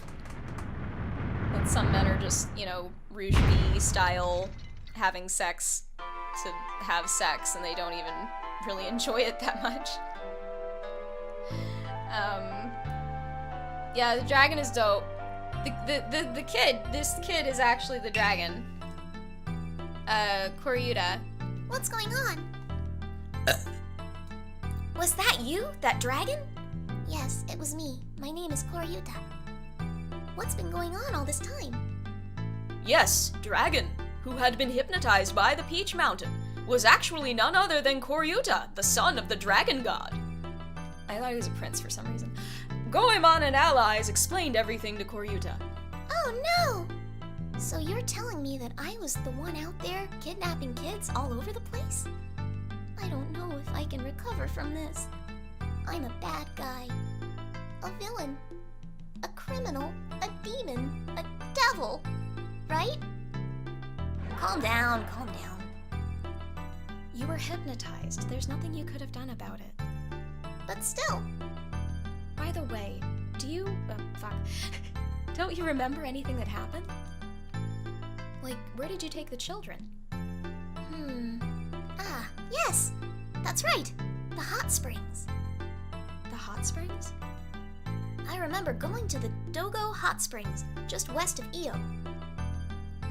The Dogo Hot Springs? That's a popular spot. Koryuta, you must return to being just a tourist as soon as you possibly can. I will rescue the children myself, believe it! Really? Thank you very much. Oh, here's something. Please, take this.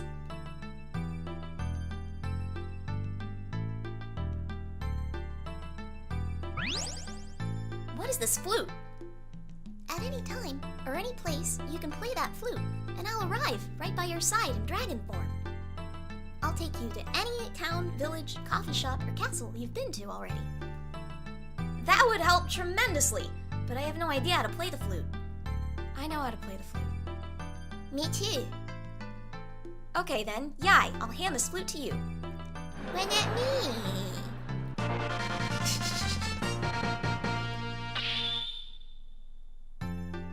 I guess Yai's a better flautist. It's a fast travel. The fast travel is a dragon. Japan.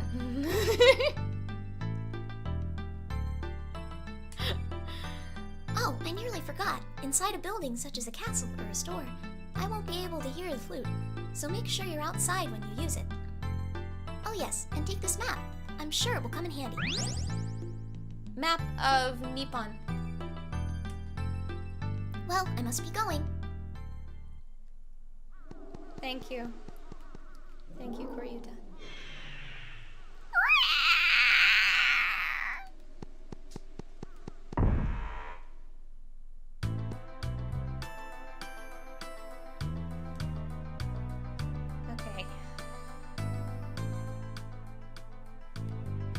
if I go back in here...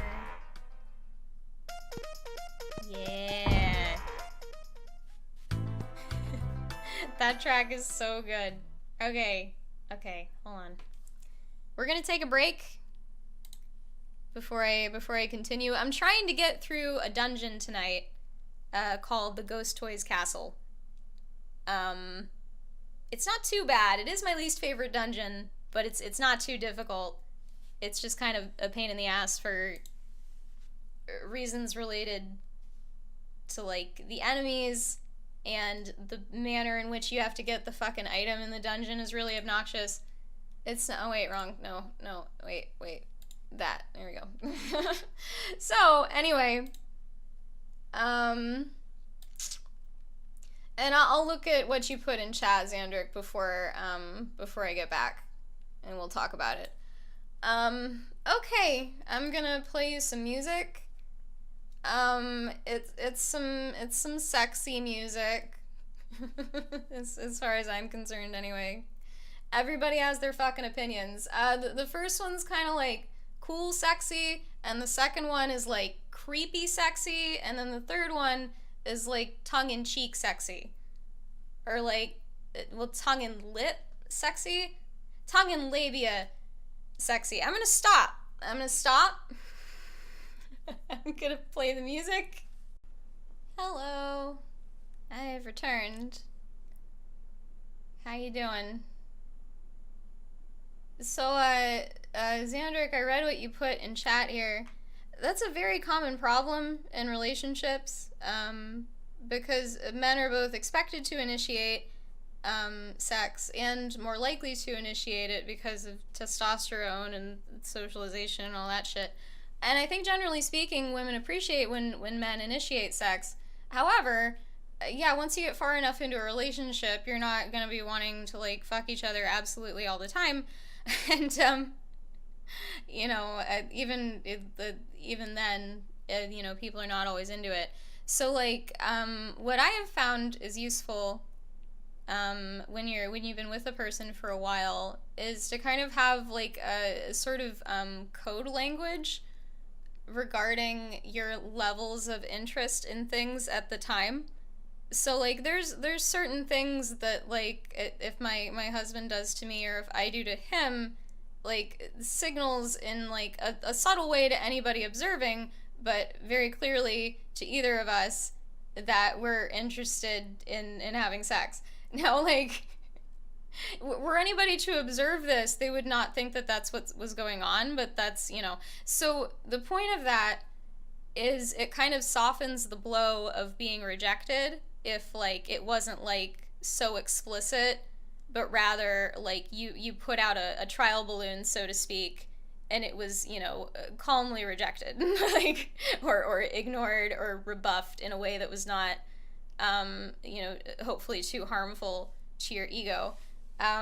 Which, like, that's not, like, you're not, like, everybody has a fucking ego about sex in particular. Like, it's not weird that you don't want to be rejected by a person.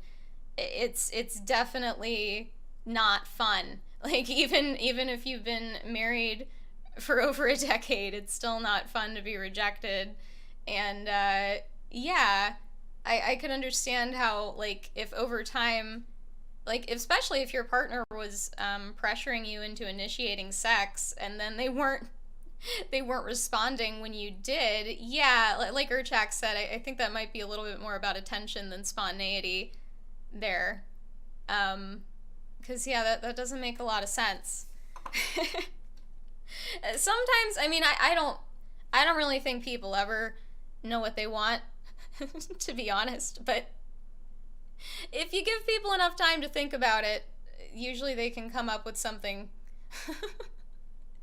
And people don't spend enough time figuring out what they want with regard to sex, and it's very frustrating, probably for the person themselves and also for their partners, because, yeah, you should know what you want in sex. Like, you should be the fucking leading world expert on how to get yourself off, and if you're not, like, you need to study.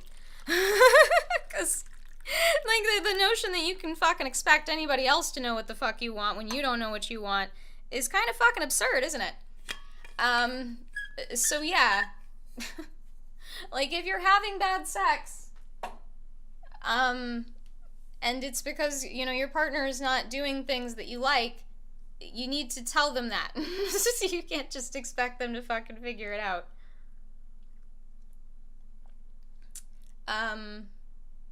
So yeah, hopefully that was helpful. And yeah, one of the benefits to having sex with the same person as opposed to with new people all the time, you can do things like develop, you know, secret nonverbal languages to indicate or reject sexual interest. You know, that's part of a really long-term relationship, and it's one of the lovely things about it. Ahem. Okay. Let's get back to game.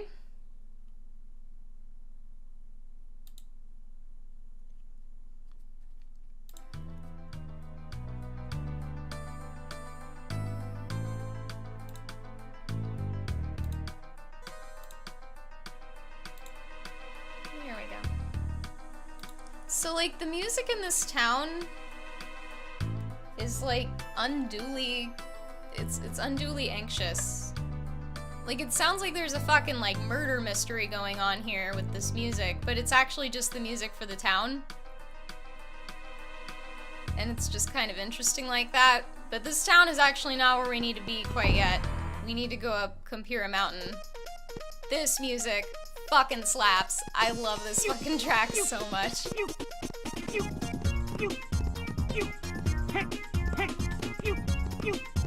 It's so good.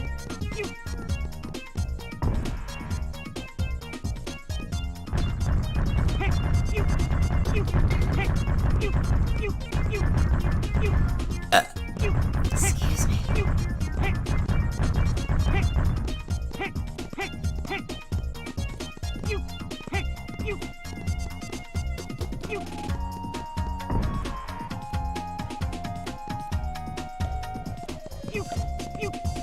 It's so good. I don't want to talk over it.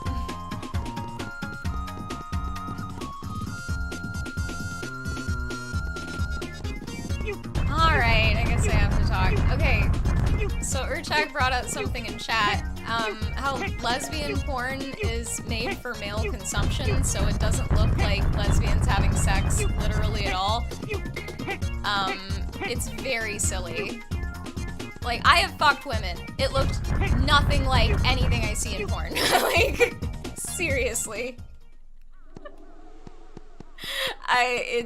Like, at all. It's amazing, man. Like, women know how vaginas work because they have one. So, like, you don't really have to worry about them being, like, too rough with you, usually.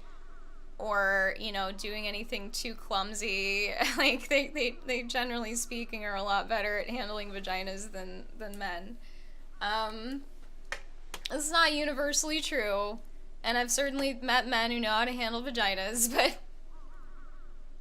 Oh, something else I wanted to mention. So I was saying earlier about how the vagina has, like, stages of arousal. So, like, in the early stages of arousal, I'm gonna pull this back up. This is about what the vagina looks like if you were to, like, you know, bisect things. Meaning that everything is kind of in this place. But when a woman is sufficiently aroused, the uterus will actually tilt up a little bit, such that the cervix in the back of the vagina kind of moves a bit, and it's called tenting. Yeah. Alex knows. I know he knows. It's yeah, tenting, and what that does is it makes room for the dick. Like, the uterus moves. I wish I had like a laser pointer. That would be really helpful. It moves up so that there's like space in between the bladder here and the vagina. So, like, that space opens up. And it does that, like I said, to make room for the penis to make more room for the sperm, which it's supposed to be receiving, evolution. So, like, or check, that's also true. You can count on women to clean their fucking fingernails. It's not always something you can depend on men to do. Sorry. The fuck was I? Oh yeah, so tenting. So, like, women's vaginas don't tent until, like, after at least, like, 10 minutes of foreplay. Like, some people, I guess, can take longer, some people not as long, but honestly, it's, like, never immediately that this happens. This is, like, one of the last things that happens. And as I mentioned before, trying to have sex with a woman before she's, like, fully aroused like that is like a man trying to fuck somebody with a not fully erect penis, which sounds kind of stupid and like something you shouldn't do. And I'm trying to make you understand that trying to fuck a woman before she's fully aroused is just as fucking stupid, and she's not going to be having as good of a time as she could be having if y'all had just waited a little bit. So, like, enjoy the foreplay. It's a lot more fun than it looks like in porn, or I should say it doesn't look like in porn because they barely fucking show any of it. Like, making out is wonderful. And it's super hot to, like, see that too. They just never show it in porn, and also the kissing that they do is just fucking terrible. Like, seriously, I've seen fucking music videos that were hotter than most of the fucking porn I watched over the last week and a half. Like, god damn it. Like, what's that fucking, the video for, the Flume remix of Disclosure's song, You and Me. That's that video, right? I think it's that one. That video is super fucking hot. And nothing in any porn that I watched over the last week and a half looked anything like that. Like, that was better wank material in that fucking music video than there was in any of the fucking pornography I saw. Like, god damn it. Yeah, like, enjoy foreplay. It's wonderful. Why do I have to say these things? Why? And yeah, you're going to enjoy the sex way more if you have, like, more anticipatory buildup. Like, seriously, if people are aroused enough, like, if a woman is aroused enough, you don't have to do anything fancy with your dick. If you're, like, seriously, if you wait long enough, like, your dick should be the best thing that's ever happened to that woman. And if it's not, you didn't wait long enough, probably. So just, like, enjoy the fucking foreplay, and you will be rewarded. that is my period on that sentence. Alright, I think we've seen enough vagina diagram. Hopefully that was helpful. At least a little bit.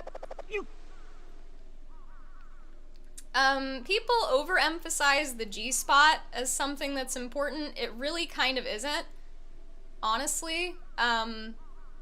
Like, your whole vagina is pretty sensitive to things, especially that wall that the G-spot is on, which is, like, the wall that's facing a woman's stomach, like, the forward wall. The back one really doesn't have a lot of, like, nerve endings on it, and it doesn't actually feel very good to be, like, fucked at angles that hit that back wall, because it's just, like, up against your asshole, and it just doesn't feel that good.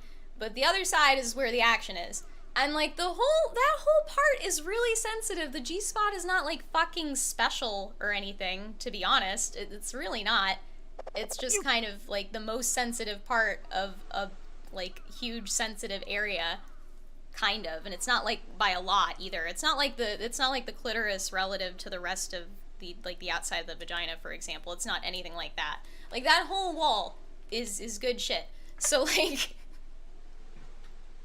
and yeah, this is why the pounding in porn is ridiculous, because, like, there's so much to penetration that's not just pounding that's, like, good about it. There's, like, Like, you have to consider, like, pressure and friction and all of that stuff, and rhythm, and like, the drama of actually having sex. There should be some kind of, like, you know, excitement to it in an emotional sense. That's why women read their porn for the most part. They want some sense of, like, romance to it. Not in, like, a, you know, flowers and chocolate sense, but in a sense that, like, this is special, and, you know, it's intentional, and it's, you know, something you thought about. Like, that's kind of what we are wanting, and that's why we, you know, read these sort of, like, excessive, indulgent descriptions of sex in erotica novels and shit. Sorry, I'm getting very sidetracked here. It's the vagina diagram. It distracts me.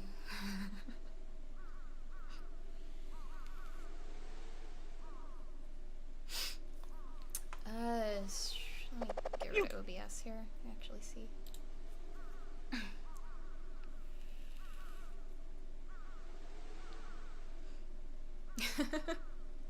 Are you talking about that music video I mentioned?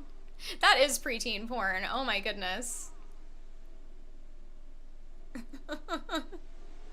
12-year-old Ryan would have lost her mind over that fucking music video. Oh my god.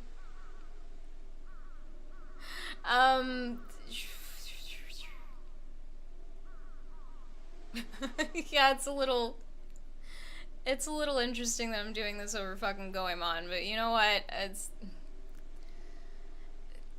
What better, honestly? This is just ideal, really.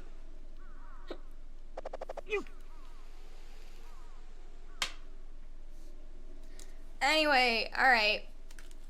I think I have to put money in the shrine, if I'm not mistaken.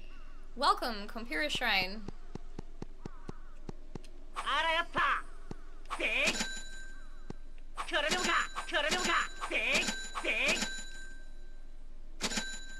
The god of money. I have pleased the god of money. What did he say? I have hereby received the Medal of Justice? Okay, cool.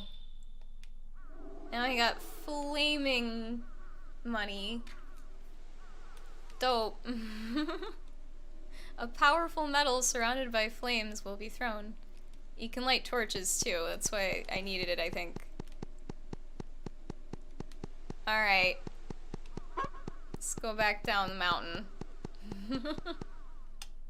So I think I've done all the fucking complaining I can do about things. There's a number of other, like, social reasons that I think people are having less sex, but that's maybe better suited to another stream. Like, I think people are depending way too much on technology to communicate with each other, and with these like dating apps, there's not really, like, you're kind of bypassing a really important component of flirting by not having that sort of like in real life sort of push and pull chemistry. If you don't work that out with somebody before you have sex with them, you're not gonna even know if you want to have sex with them. And I don't know, I guess people can figure that out over the course of a date? Maybe? I don't know. I'm not really much of a flirt, so I'm maybe not the best person to talk about this. Like, if you've managed to get me to flirt, you've accomplished something, and you should be proud of yourself, because it's not really a thing I go around doing. For a number of reasons. Yeah, this is maybe just not my domain, honestly. I've never fucking used a dating app. At this point I've just seen a number of people using them and talked to a lot of my friends about them. And, like, their complaints with things, and how kind of just, like, neat markety and impersonal it is. And, yeah, that doesn't sound like good intimacy, which is supposed to be the point of sex. I understand it's, like, fun, but, like, a lot of the reason it's supposed to be fun, and a lot of the reason it is fun for women anyway, is because of the intimacy of it, both physical and emotional. And I do think we kind of lose the emotional component of sex when we talk about this shit. Like, the notion to me that... Am I going in circles? Sorry. Like, I've talked about demisexuality on the stream before, which is, when you're not... You can't be sexually attracted to a person until you have some kind of emotional connection with them. And, like, to me, that's just normal sexuality, and it doesn't really need a name. I can understand people wanting to have names for things because it enables you to, like, find other people like that and maybe talk about it, but, like, the only time I've ever had anybody bring up that they were demisexual in a conversation, they were, like, a completely insufferable person who was really obviously shoehorning that in to sound, like, special. And I really hate to just stereotype everybody using a particular label like that. Because I can't say I've met more than, like, 3, but it just doesn't seem like I think people are presenting it as though that it's a kind of, like, queerness, and I don't think that's a fair or accurate assessment of what that is. I think it's just, we are mistaken when we think that sex does not necessarily have an emotional component to it. I think that's just not true from a psychological perspective, period. It is not normal for people to be able to totally fucking emotionally detach from sex. That's not normal. So, I think I have to go back to Zazentown, actually. I am almost positive I have to go back to Zazentown. But, like, I'm not totally positive. Figure it out here.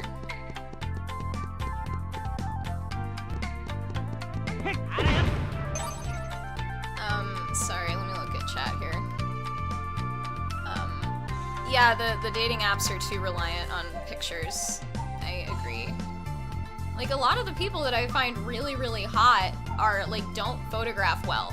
Like, you have to meet them to understand why they're hot. Josh, you said you used several dating apps. You used to find success on it until Tinder hit the scene and all apps and sites just started emulating that, and now it's a mess. like the Atlantic article said. I see. Yes, sapiosexual, miss me with that. Like, stop it. Yeah, it's just, you're just attracted to a person. Just chill out. Like, seriously. You know, no one's gonna fucking, like, have issue with you being demisexual. Like, it's just like, oh my god, I'm gonna stop. I don't want to fucking dunk on people like that. I don't want to do that. So, yeah, I think I might be done complaining about this. Does anybody have any closing remarks here?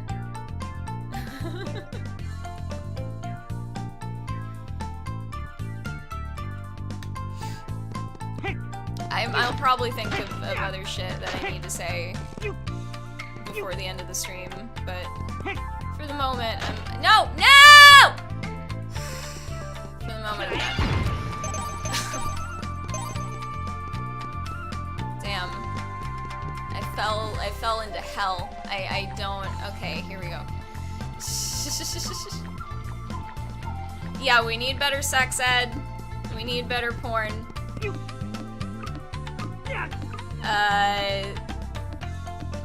True. Word. Yeah, I totally agree. This stream, it's very ranty and rambly, and, I'm not quite sure exactly how useful it will be to everyone, but it is my hope that perhaps something I've said was useful to at least one person somewhere out there, or maybe will be eventually, because I started uploading my streams again, because I said I was gonna upload this one, and then it occurred to me, like, if I saw somebody playing this game and talking over it, and then I was not then able to watch that entire playthrough of this game, I would be pretty irritated with that content creator, so I didn't want to be that person. And as it turns out, there's a program that allows you to, like, clip videos without entirely fucking re-rendering them, which is the thing that was like the pain in the ass for me when I was posting my videos before. But with this other program, it really only takes about like 15 minutes or so of active effort on my part to post a stream. And like, I can be fucked to do that. Like, for, you know, the fucking 4 hours of content that I make every week or so, I can manage. I can do that. So, you know, I put enough effort into it that I consider it something that I want to keep around for posterity, at least at the moment. So anyway, there's an archive channel now. You can click the banner below the stream to get to it. Yeah. I won't make any promises about how frequently it'll be updated and all of that. But like I said, it's really not a lot of effort. Yeah, I do need to go to Zayzen Town. Alright, going back. Oh wait, no, I can call the Dargon. I can call the Dargon. Also, I've been running around as Goemon and not Yai, and I have no idea why I was doing that. Horrible life choice.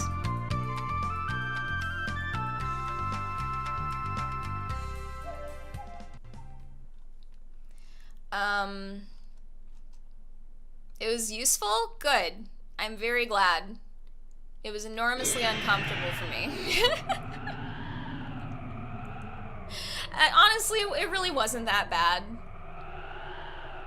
It just made me anxious prior to doing it. I actually wish I had been slightly less fucked up for it. But that's the thing about edibles. You're kind of along for the ride. So it's okay. I feel like I sounded more not sober than I usually am doing this stream. But that's fine. At some point, like, if a number of people start watching this stream, I might have to chill out on the drug talk, or at least I'm gonna have to make it less, like, personal. Like, I can't go around talking about what I'm doing personally. I'll have to just keep it more, like, educational and hands-off, and, like, you know, yeah.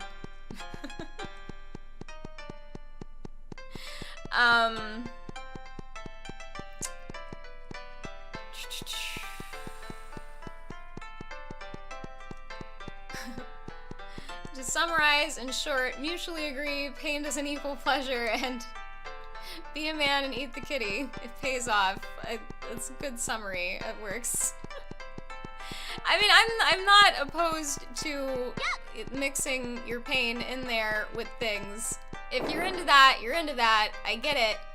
But like, you need to clear this with people. Like, a lot of the stuff they were mentioning in this Atlantic article that people were just like doing, like mimicking from porn, is stuff that would probably be fine with a lot of people if you ran it by them first. But like, holy shit, there are dudes straight up coming in women's faces without asking them first. Holy fucking shit. Like, that's not just a this date is over thing, that's like a this is gonna be something I have to talk to my therapist about kind of thing. Like, that's really not okay. Holy fucking shit, I can't believe I have to say that. Don't come in people's faces without asking them. Oh my god. Like, Jesus fucking Christ. A lot of this shit, like, that's why this fucking article disturbed me, is like, I can't believe people need to be told to not do that. Like, god damn it. And like, there's no way they would think it was normal if they weren't seeing it in fucking porn. There's no fucking way. Because it's done with the confidence of someone who thinks that something is socially acceptable and normal. Like, that's, you know? Holy fucking shit. Wow with that. Ugh. God. That article's a rough read. There's a number of other things that are contributing that they mentioned in the article. I think this is where I need to go. Specifically, rise in antidepressant use, which, yeah, that'll fuck with your sexual functioning. I remember when I was on Zoloft, that's an SSRI, I would have trouble actually having orgasms. Like, I would be able to enjoy sex and, like, be into it, but it was harder for me to actually have an orgasm. And so that was really not fun. And I'm not on Zoloft anymore, and that went away. I think it probably lowered my sex drive, too, but it wasn't as noticeable as the condition's called anorgasmia, and it's not something you want. Yeah, at 50 milligrams, it was kind of hard for me to have an orgasm, and at 100, I straight up couldn't. And that was like a deal breaker for me. I was like, if I'm on an antidepressant that makes me unable to come, why, like, no. We have officially defeated the purpose of the antidepressant. Let's figure something else out. So, yeah. So yeah, rises in psychiatric drug use are contributing, economic factors are contributing, more people are living with their fucking parents. I can tell you what, you're not having the best sex you could be having if you're trying to have it with your fucking parents in the other room. I promise. That is not the best sex. And it sucks to take somebody home to a home that you share with other people, especially if those other people are like your parents. You know? Like, it's really not an ideal situation. And like a lot of millennials are still living with their fucking parents because it's fucking expensive out there. The job market is kind of shit. Everybody's underpaid. Everybody's overworked. And that's another reason nobody wants to fuck, because we're too tired. So like, there's that. So anyway, yeah, millennials aren't killing sex. Porn and capitalism are. Boom. That's the end of it. I'm gonna do this shit now. I think I have to be a Bisumaru for this. Hey you, traveler! You were led to this golden temple. Why not listen to my sermon while you're here? I'll include a song and an autograph session. What?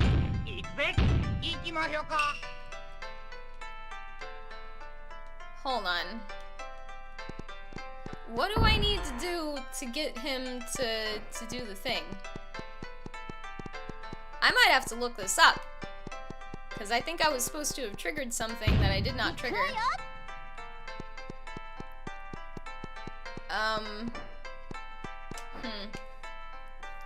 What are the 3 essentials, Xandric? I am interested.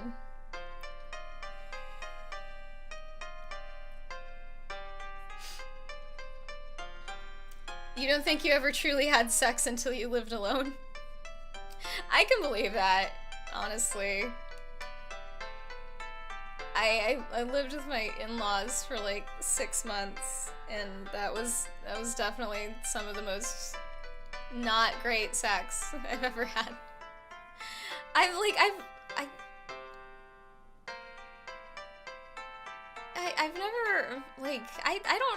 don't have a lot of, like, there are women I've spoken to that have had, like, truly terrible fucking sex that I can't relate to having sex that bad. I've never had sex that was that bad. I've never had sex that scared me. I've never had sex that left me with injuries. I've never been, like, meaningfully harmed by a sexual experience. So, like, I feel very, very fortunate in that regard. And like, yeah, I don't even know what bad sex is like for a dude. It's like, did she just lay there? I mean, that's mediocre sex, but I feel like men are, like, for the most part, kind of incapable of having truly bad sex, like women are. Like, bad sex for a woman requires therapy. Bad sex for a man is just not a cool story for your fucking friends, I guess. So the 3 essentials, according to you, are job, car, and your own place. I see. I understand feeling that way. Especially as a dude. Like, I get it.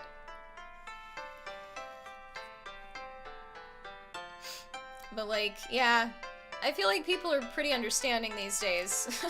Like, because a lot of people are struggling, and, you know, it's easy to empathize with if you've, like, directly been in that situation. I certainly do not think less of people for living with their parents, even if they are in their 30s. I really don't. Like, it's so shit out there, man. Especially if you live in, like, some cities, some parts of the country where the cost of living is just fucking absurd. Like, I get it. I get it, and I don't think less of you. Yeah. No, I get it. It's a self-worth issue, it's socialization. Yeah. No, it sucks. And it's one of the things that's contributing to millennials having less sex. We're not killing it on purpose. You stupid fucking boomers. I'm looking this up, because I think I might have fucking forgotten to trigger some shit. And I need to know what I forgot.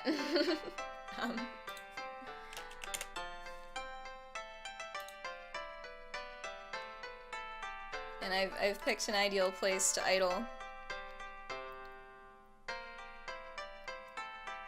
Music's great.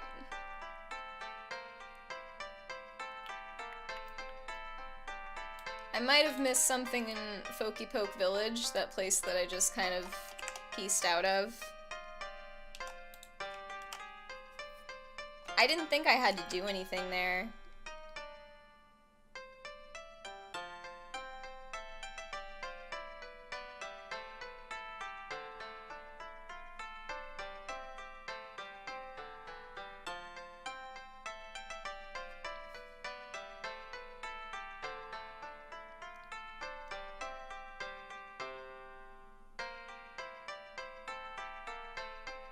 Oh! Okay. Gotcha. Gotcha. Okay. I did have to come back here. And I need to talk to a particular NPC. Is this Duck Creek? Okay. Yeah. Oh, wow! The Scottish Parliament sent H. Bomber Guy a motion congratulating him on the fundraising efforts. That's fantastic. I love it. I'm so glad that that was so successful. I really would love to see that group doing a lot more shit.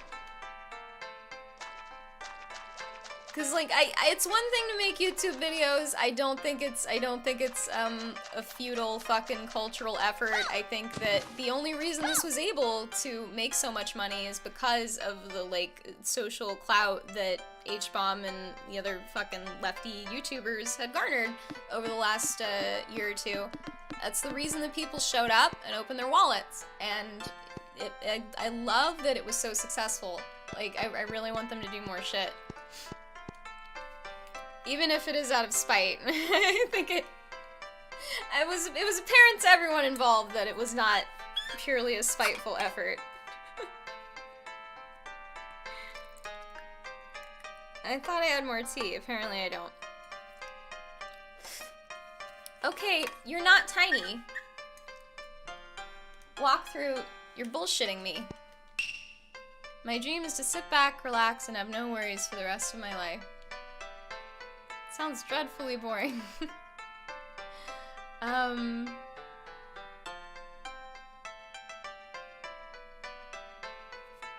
see.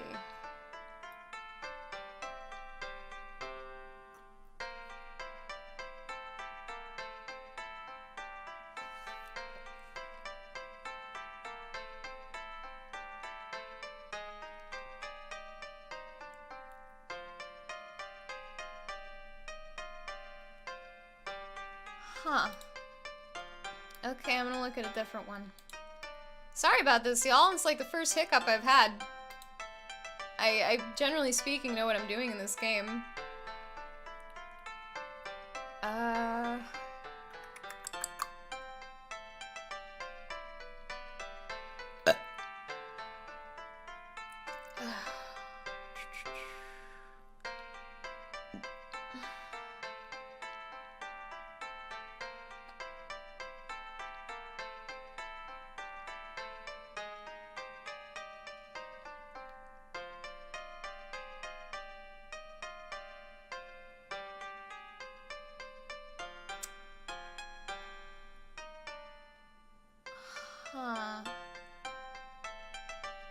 Do I maybe just need to talk to people in Folky Poke Village? I'm thinking this is something like what happened with Final Fantasy VI. You remember when I fucking had to step on a particular tile and I failed to do it, and because of that, an event didn't trigger? Like, this game is not that much newer than that game, and it wouldn't surprise me in the slightest if, that's what was going on. Okay, I'm just gonna go talk to people in Folky Poke Village and dick around a little bit.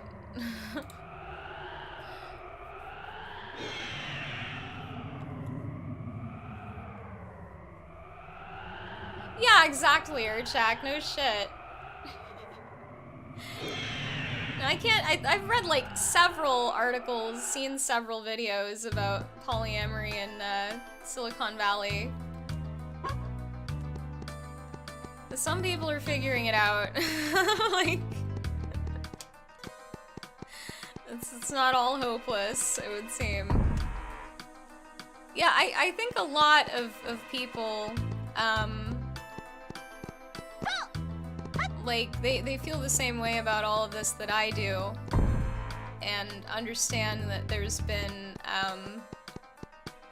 kind of a disconnect between, like, porn and sex, for example, and also dating apps and how they suppose you should connect with people and how it should probably naturally be happening. There's also a big disconnect there, and I think a lot of people are just, it kind of manifests in complaints about, oh, the dating scene is horrible.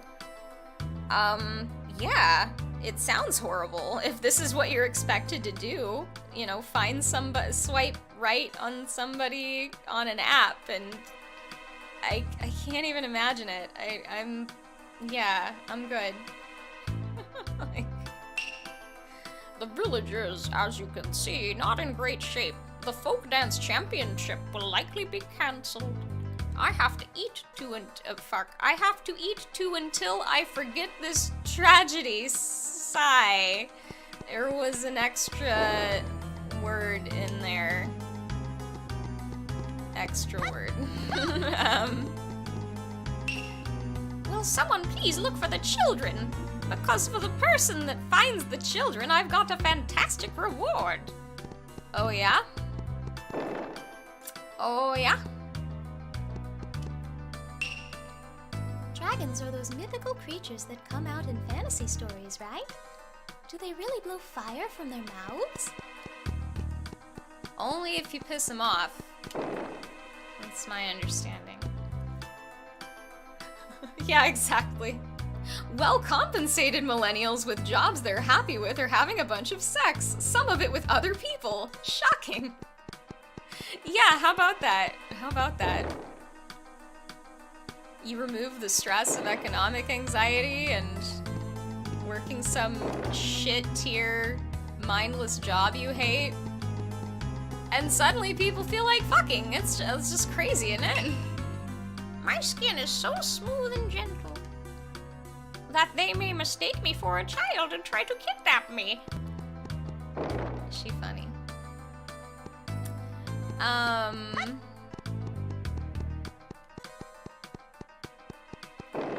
I had a thought, and it's gone now. Oh, you're a kid. I'm the only kid left in this village, so in order to not be kidnapped by the dragon, I use this fake beard. Oh no, I forgot to bring it. You're gonna get dragon napped, son. Yeah, I forgot what I was gonna say. I'm sorry. Oh, I remembered. So there's this this psychologist who wrote a book recently that I can't remember the name of, and I'm sorry. I think it might be called Come As You Are. I'm like pretty sure that's the name of it. If anybody can tell me who wrote that, I would be very appreciative. It's a Google search that I don't want to do right now. And in it, she talks about how getting aroused is like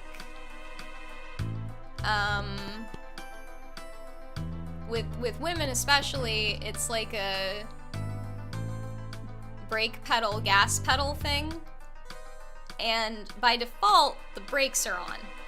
And what you have to do to get in the mood to have sex as a woman is do things to remove the brake so that you can go. And like, and women need more to do that than men do, which is why like you'll never hear about, you know, a fucking truck stop out on the interstate where a bunch of women meet to have anonymous sex with each other. That's a very male activity. Like that's just like women can't, like I'm sure there are women who have had fun in bathroom stalls before, but generally speaking, that's not how we prefer to get down.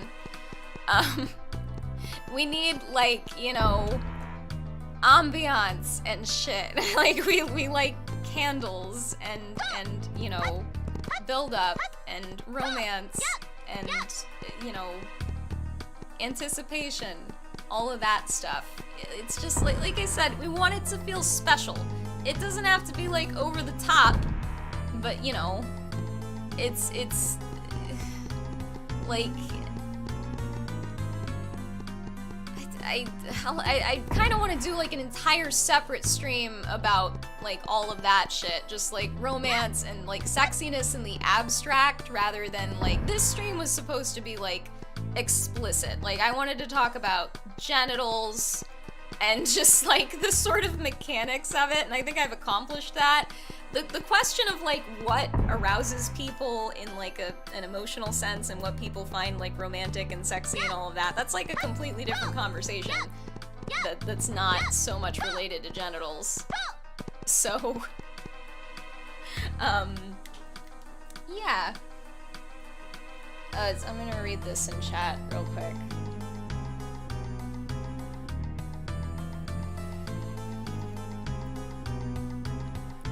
Yeah, that fucking sucks, Andric.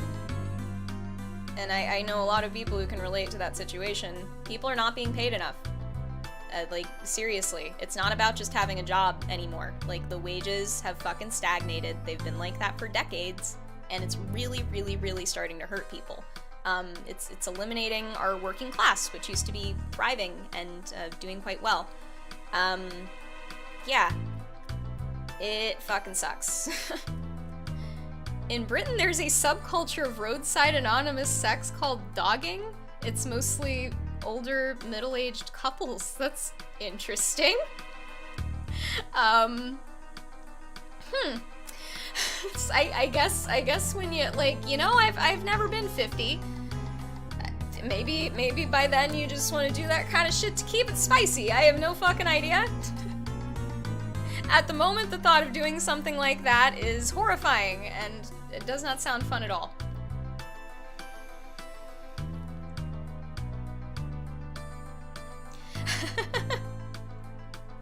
Alex, that conventional oven versus microwave oven levels of arousal. I've heard that before. Was that like a comedian that said that? I swear I've heard that. And yeah, that's just comparing how women get aroused versus how men get aroused. Like, men can pop a boner in seconds. Like, good for you. That's great. But like, if you want somewhere to put it, it's going to take longer. Unless you want to fuck men, and even then, like, there's not like an arousal cycle for the anus as far as I know. I don't know a lot about anal. That's not, that we are officially outside of my realm of expertise. Maybe it's something you've said so much that I thought it was fucking somebody else at this point. Well, I like it. If it was you, then it was you. It does sound like something you would come up with. So it's a good analogy. Yeah, women need to preheat. Know what I mean? Like we need time. We need time. Like I said, if you're fucking a woman before her vagina has like tented, like I was talking about, you're fucking with a half-cocked dick. That's the equivalent of doing that. And like she's probably not as into it as she certainly could have been if you just waited a little bit. Like, god damn it.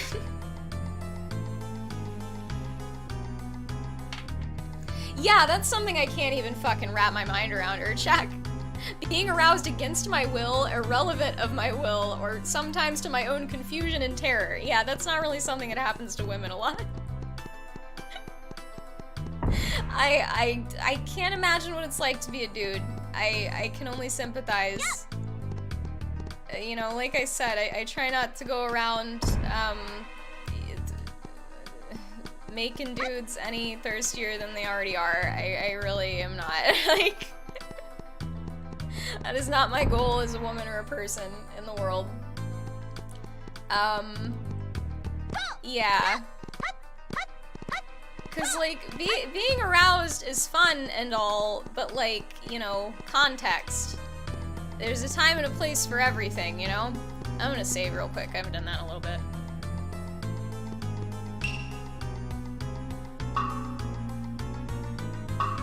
Oh wait, no. I don't want to do that. I just want to save. I was looking at the chat and mindlessly clicking, and that's what you get when you do that. Okay.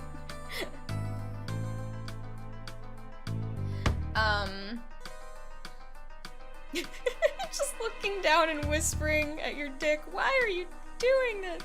I can't imagine that. Well, additionally, like, if I'm, like, nobody would know if I'm aroused looking at me. It's not something that's, like, super obvious externally when women are aroused unless you're, like, paying attention. The vagina does actually look a good bit different on the outside compared to when it's not aroused. Like, like penises, it fills with blood, and that's how a lot of these changes occur.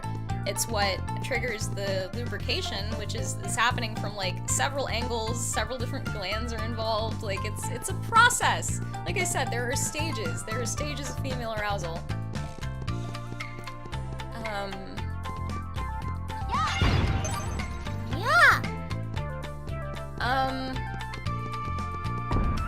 So yeah.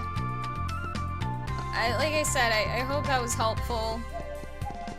I'm glad I did that now, but yeah, I didn't even actually realize how anxious about it I was until, like, today, honestly. And when I realized how anxious I was about it, that's when I was like, okay, I should just do this. Because I hadn't streamed in a couple weeks anyway. I had started the semester and I was otherwise preoccupied with some things, so I didn't want to stream. Which is a luxury I have as a person who does this as a hobby. So, but yeah, as soon as I noticed that this was, like, actually kind of making me anxious, I was like, okay, I just need to fucking get this over with. Like, I should not. But, like I was saying at the start of the stream, like, my discomfort is indicative of why this problem exists in the first place. Like, people don't want to talk about this shit in, like, explicit terms casually because, like, you know, it's honestly kind of an American thing. Like, we're very sort of reserved and puritanical with a lot of this shit. Like, in Europe, they're a lot more open in talking about this, and I don't know if these same problems are as persistent in Europe as they are in America. I think that Atlantic article was specifically about Americans, but I might have to look it over again and see if there was any, like, cross-cultural research there. Because I feel like cultures that would be more open in, like, you know, communicating sexually would not have these problems, because people would just be like, I don't like that, do something else. But, like, I feel like in America especially, we kind of just, we want to do what's normal and not ask too many questions and not make too much of a fuss when it comes to sex, especially women. We're socialized very heavily to just, you know, deal with discomfort and not harm people's egos. It's a safety thing for us too, you know, you piss the wrong dude off, you reject the wrong dude, he'll fucking hurt you. You can get fucking killed doing that. It's not terribly likely it'll happen, but, you know, it's always a thought you have to fucking have, which, you know, that takes, there's, like, a certain level of fucking brain RAM that gets taken up by, like, fucking female safety calculations that I feel like men just barely have to think about at all. And, you know, it's a little obnoxious, but you get used to it. We're very good at gauging threat very quickly. I tell you what. You may not believe me, but I saw a dwarf in Zazen Town. Did I have to talk to this specific lady? What you wanna bet I had to talk to this specific lady in order to trigger this? He was kind of cool looking, but also looked real mean. I'll bet you anything. I'm gonna go back there now. And that person gonna be little. What do you wanna bet? What do you wanna fucking bet? Man, I'm telling you.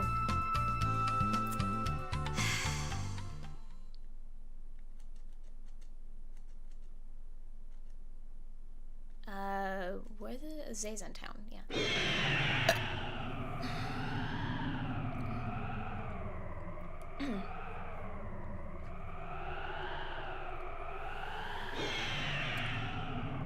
So this dogging thing you were talking about, apparently it involves a couple informing a bunch of randos that they're going to an isolated park to copulate, and these people are invited to watch from the outside of the car and masturbate. Okay. So, like, okay, that makes more sense to me then. Because that's not really about, like, the thrill-seeking of, like, being with random new people, but rather it's exhibitionistic. So, like, they want people to watch. Which, that's a desire I cannot relate to at all, I'll be honest. I am, like, if anything, anti-exhibitionistic. That's why it was so fucking difficult for me to even do this, because I prefer to be more private when it comes to this kind of stuff, and I understand that, like, most people probably feel similarly, but like I said, that's part of the fucking problem, and, like I said, it fucking bothered me reading that Atlantic article, like, a lot, to the point where I was motivated to do this. And I promised I was going to do it because I knew I was going to feel like this when it came time to actually doing it. And I do not like going back on my word, even if it's something as dumb as, like, promising to do a stream for you guys. I don't like to go back on that. It is important that you keep your promises and be true to your word, because ultimately that's all you really fucking have as a person, is your integrity. I would encourage you to hold on to your integrity, because it's very tied to your ego, and if you kill your ego, you're not gonna like what happens. I'd recommend maybe doing it temporarily with like drugs, but don't kill it naturally. It's really awful.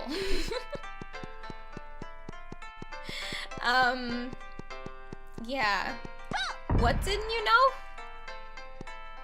I said a lot of shit just then. I'm not sure what you were responding to.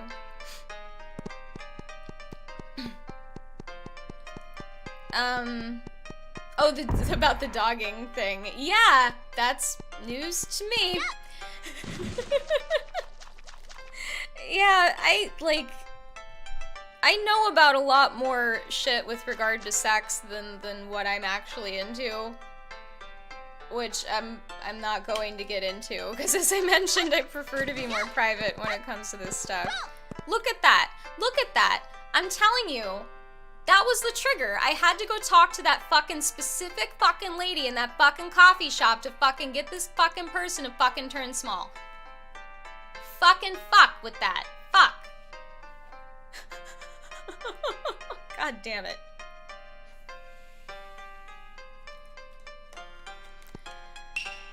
Hey, long time no see. I'm Ushiwaka. What happened? Why are you so small? Let me tell you. Those sweets at the Golden Temple.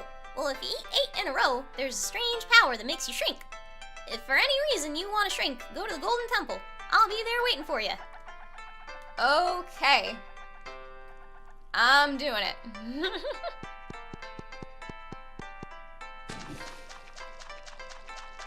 I'm still dedicated to doing this fucking dungeon tonight. It's not gonna take that long. It's not gonna take that long. It's not that bad. I complain about the fucking Ghost Toys Castle because it's my least favorite of the five dungeons. But the music is really good. I would say it's like maybe, like, I would rank it like second in music. Yeah.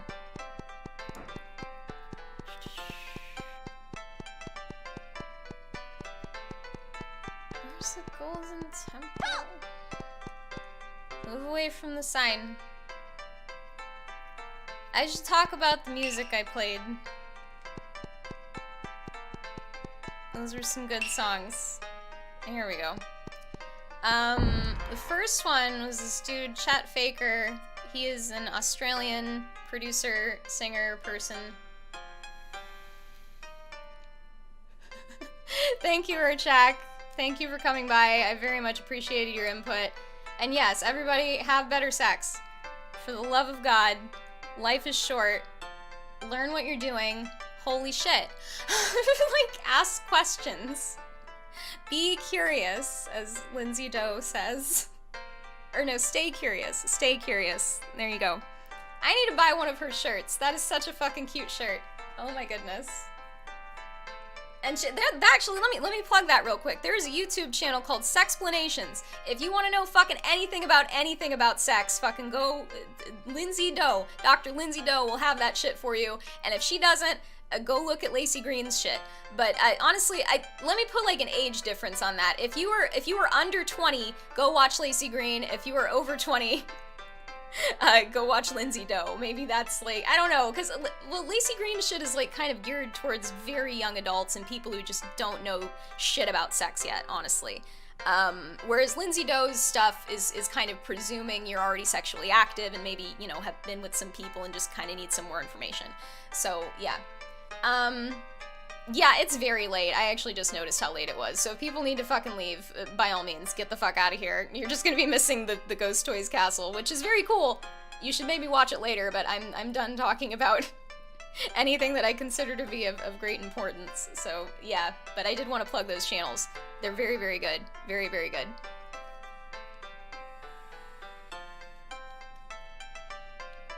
I'm about to do a mini game, so I'm like mentally preparing. I remember it being obnoxious, but there's a chance I'll just breeze through it. Who fucking knows?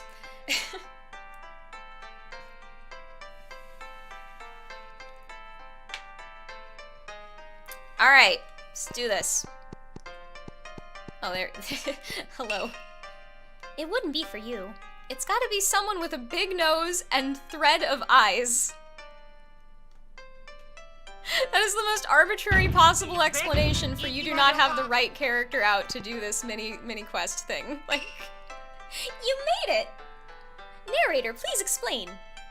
My pleasure. The sweets in the cupboard at the temple will start falling from above. If you catch 8 sweets before the time is up, you will be able to use magical powers to make you shrink. However, if you are seen catching these sweets, something terrible will happen. Ready, set, go!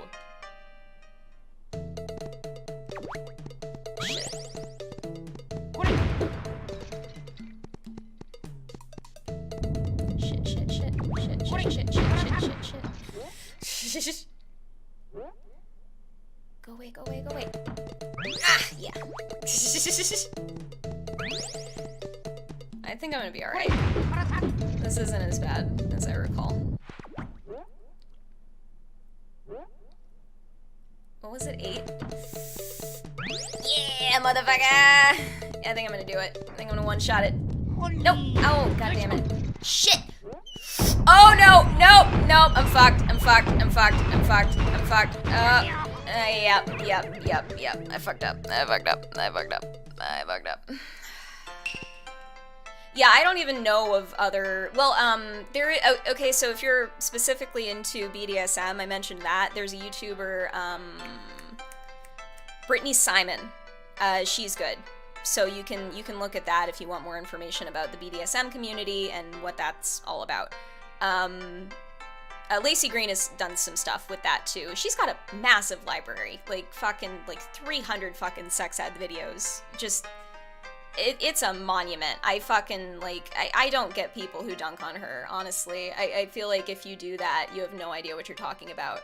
She did such an amazing public service doing that. I seriously. Picking up the fucking slack of our terrible sex education in this country. Like, God bless her. She is a fucking hero. Seriously.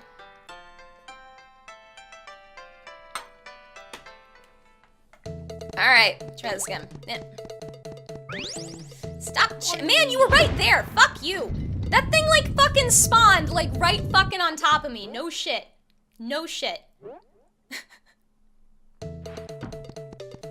Yeah, I think Brittany Simon's channel is just called Brittany Simon. I might be mistaken about that, but I don't know.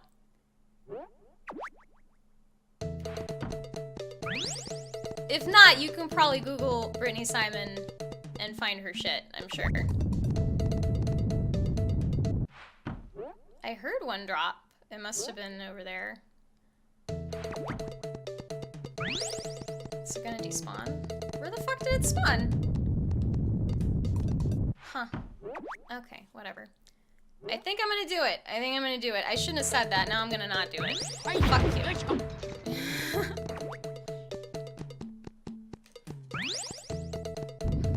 Shit. Fuck you! Cut! If I can get that one, I'm home free. Yep. What is it now? I love his dance! Oh my god! Oh my god! His fucking victory dance! Oh, sweet Jesus! Oh, it just lit me up with happiness. That was fucking wonderful. Okay. Way to go! Now you can shrink as you wish. You are welcome, Darkness. Thanks for coming by. I'm glad it was useful. Appreciate you. Have a good night. Ibisumaru obtains the mini Ibisu magic powers. The powers will allow you to shrink and get through small holes and narrow roads. The only reason I giggled at that is because I've been talking about sex for like 3 hours. That would not have. God damn it. You can't attack when you're little, but check it out. No, wait, damn it. Which? Here we go. See, you're little. Alright. Now, I should be able to get into the hot spring, which is where the Ghost Toys castle is. So.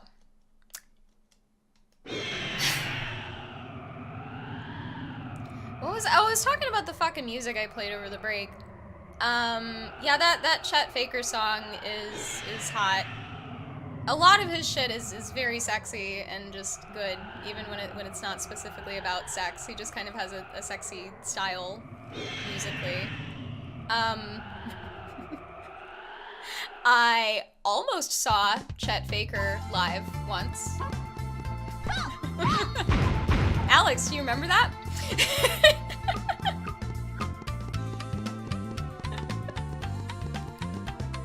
So we were at a music festival, and Chet Faker was fixing to go on at like 7 or 8 or something like that. And we had consumed something fun. And it was not like, it was something like we were familiar with enough to know that it was, you know, like fine, but not familiar enough to know like what a particular dose would do. I'm not gonna get into too many specifics there. Point being, ended up we just needed to go back to camp and chill out instead of be out in a crowd at a music festival.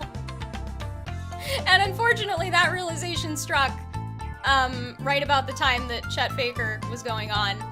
And so I almost saw Chet Faker once. But instead we just went back to the campsite. That was a good night.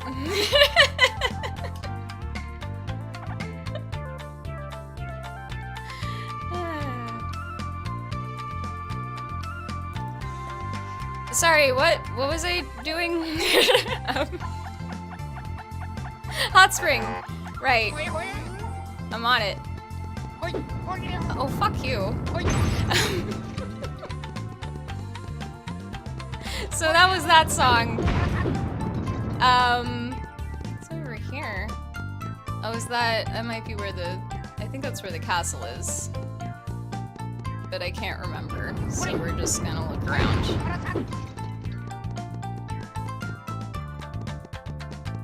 Oh, it's the hot spring. If you stay in the hot spring, you will gain hearts. Because because that's how hot springs work in video games. Eventually, right?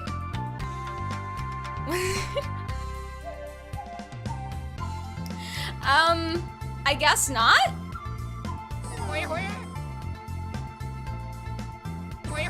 Huh. I thought I would get health back. Apparently not. Do I have to be at a different part of the hot spring, maybe? Huh. I'm confused. I am officially confused. It's fine. I don't need the health. It's okay.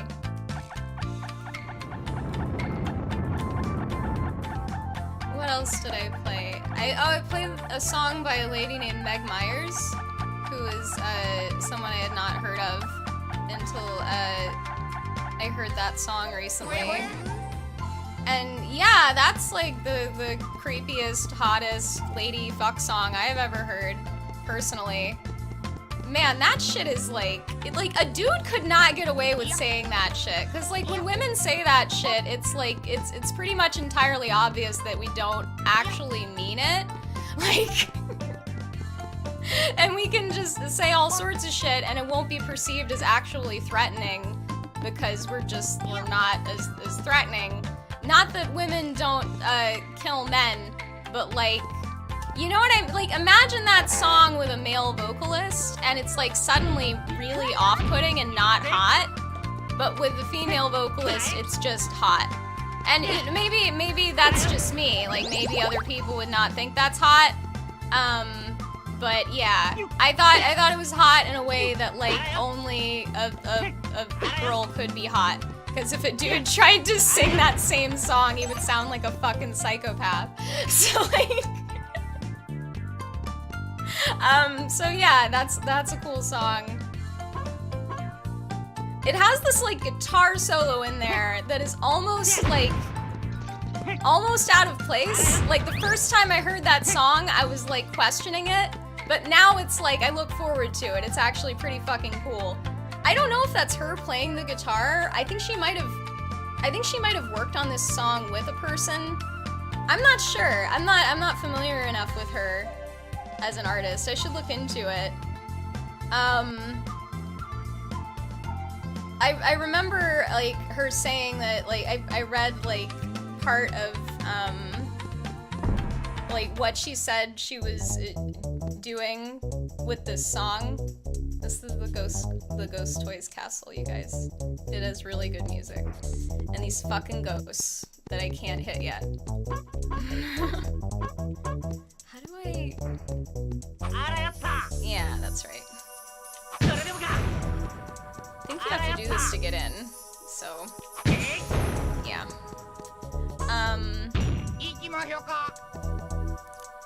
The fuck was I saying? I was like in the middle of a fucking oh my god. This fucking shit. Okay. Pardon. This is the game. Unless you turn the power on. Oh, okay. I was like, I didn't think you did this first thing. And it's not first thing. That's the power switch in there. And you have to like take the fucking long way to get it. So that's what I'm doing. Alright.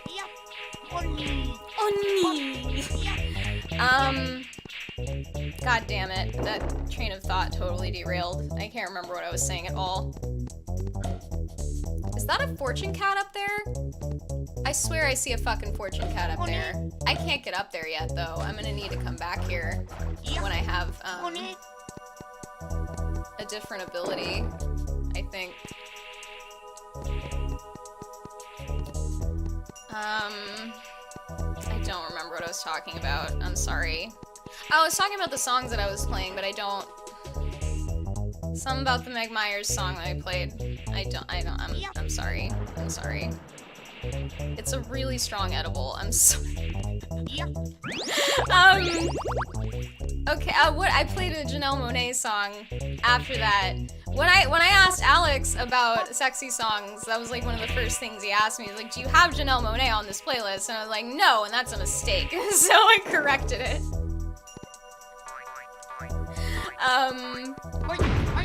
Yeah. That's a really fun song. Oh my god, if you've not seen the music video for that song, you should do that. You should absolutely go watch that. It's hilarious, and I love it. And I want vagina pants. I really want a pair of those. It's a totally normal garment that every woman should have.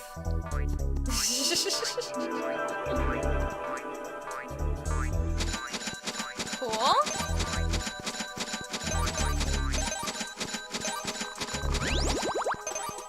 I mean, that is cool, but it was like, was there a key, or was that just for fun? Like, okay. And yeah, that song, it, like, I mean, if you're paying attention, it's pretty obvious, like, it's about pussy. So, if that slipped by you, allow me to inform you that song's about vaginas.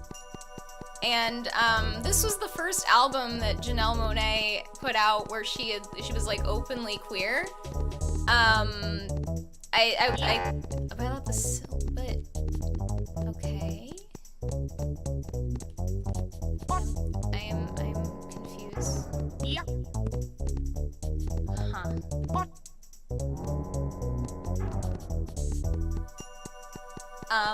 So yeah, this album had a lot of that on it. To its benefit. Like, I can't even think of a nicer song about vaginas. That's my favorite one. So, yeah. It's a fun song. I think Grimes did production on that track. I don't hear her singing.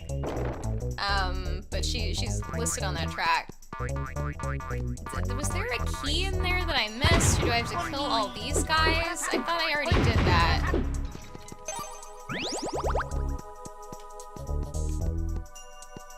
What if I plant it again? Hey! I guess I didn't kill all of them. That was my bad. So yeah. Like, most of the songs that explicitly mention sex or that are, like, really obviously actually about fucking are totally terrible. Like, seriously. I would say more often than not, they're just not good. 'Cause, like, there's a problem in being, like, too explicit, like, a la fucking, like, 90s R&B. I don't want to use the term bump and grind anymore because R. Kelly is a fucking monster, apparently. Like, I knew he'd done some shit, but Jesus Christ. There's a difference between, like, you know, an isolated bad incident and somebody being a complete fucking predator. Anyway, but yeah, that shit is just awful. And, like, a lot of songs about sex in the explicit sense are just awful. There's probably, like, I've noticed some commonalities in the ones that I think are good. First of all, it definitely needs to be, like, gender considerate. Like, I don't think there's, like, a truly sexy song that could be sexy both for, like, if a man sung it and a woman sung it, necessarily.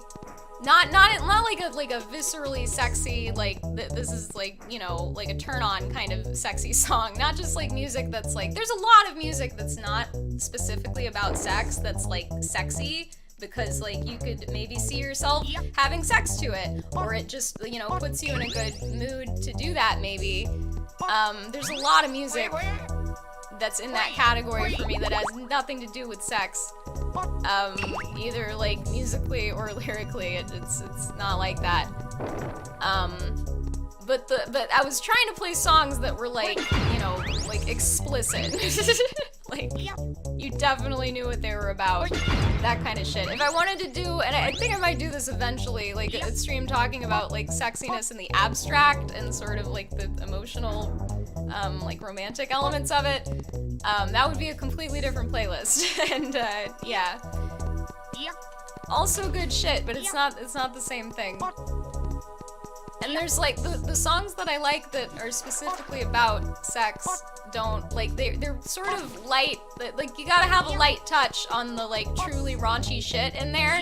It's fun if there's like a line or two that's just like really dirty and like obvious. Like I think that's fine.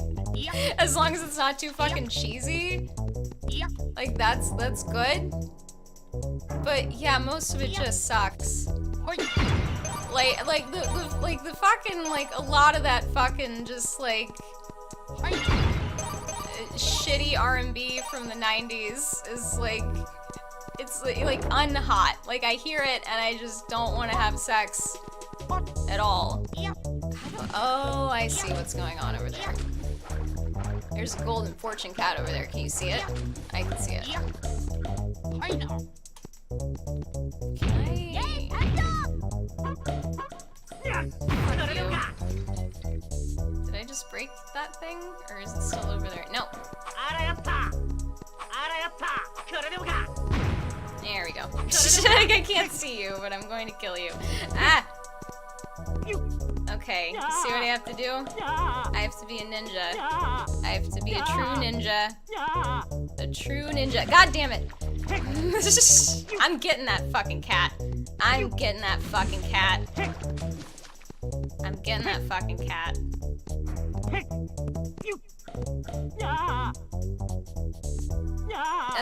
There's so much good music that could be called sexy that is not actually about sex.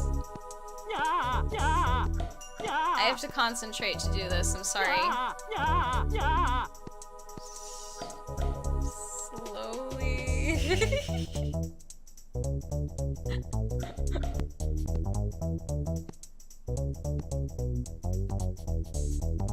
And like, going back to what I was talking about before, this kind of plays into why most mainstream porn is absolutely terrible. There's no subtlety to it.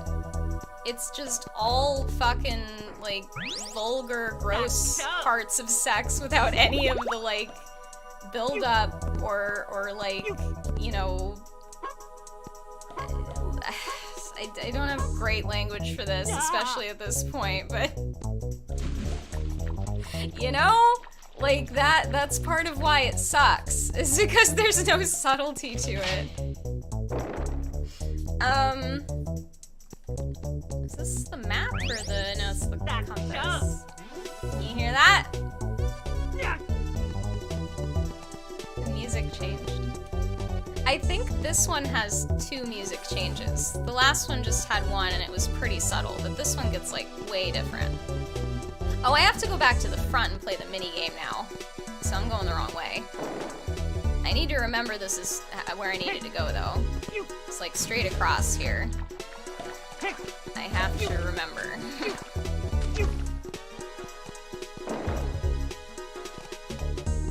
Okay, Alex. I really appreciate you staying up with me.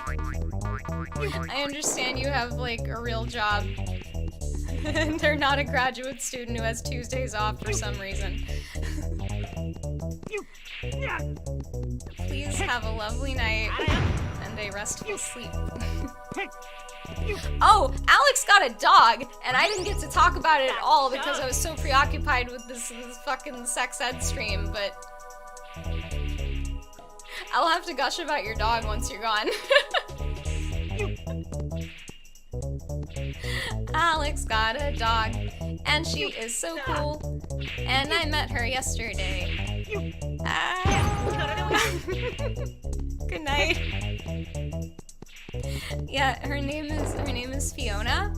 She was named that at the shelter and decided not to change her name, which, why would you? Fiona is an excellent dog name, and she looks like a Fiona. So yeah. Wait, am I going too far here? I might be going too far back. Oh, did the music lose elements when I... Yeah, that's cool. I thought once you got the elements in the music, it would stay until, until you progressed further, but you can actually go backwards in musical progression. That's fucking cool. I like this game more every time I play it. Okay, this is the mini game. It is awful. You have to gauge depth both on a y-axis and then an x-axis to get that fucking camera. Now, this is going to take me anywhere from like 1 minute to 20 minutes. So, before we do this, I'm just going to say a small prayer to the claw machine gods quietly while inhaling nicotine. That's what I'm doing.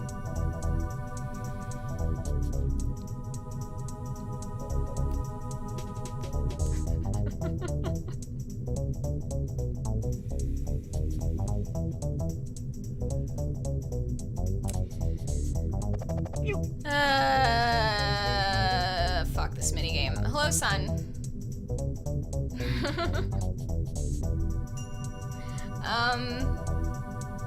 I don't remember if I was talking about anything in particular. I'm as I mentioned, kind of out of steam on the complaining about sex and all of that. I didn't think it was this bad, man. That's why that fucking Atlantic article fucked me up so bad. I didn't think people were fucking it up this much. Like, goddamn. Oof. I just hope that most people are not actually having, like, the terrible sex that is for the most part described in that fucking article.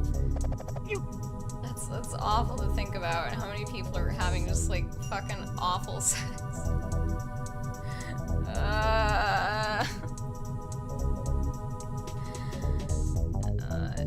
It's the straights, son. Can't trust him. Can't trust him with nothing.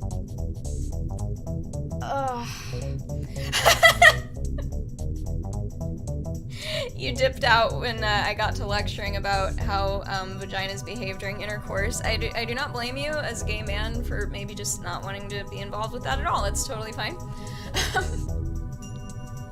I get it. But if you are going to have sex with people with vaginas, that is something you should know.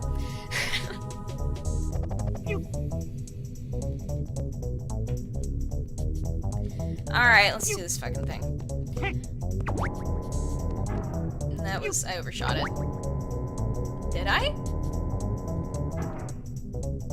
No, I undershot it. I need to go a little bit farther. It was close though. That was really close. That was really fucking close.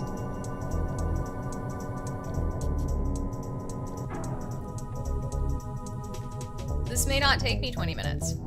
I'm excited.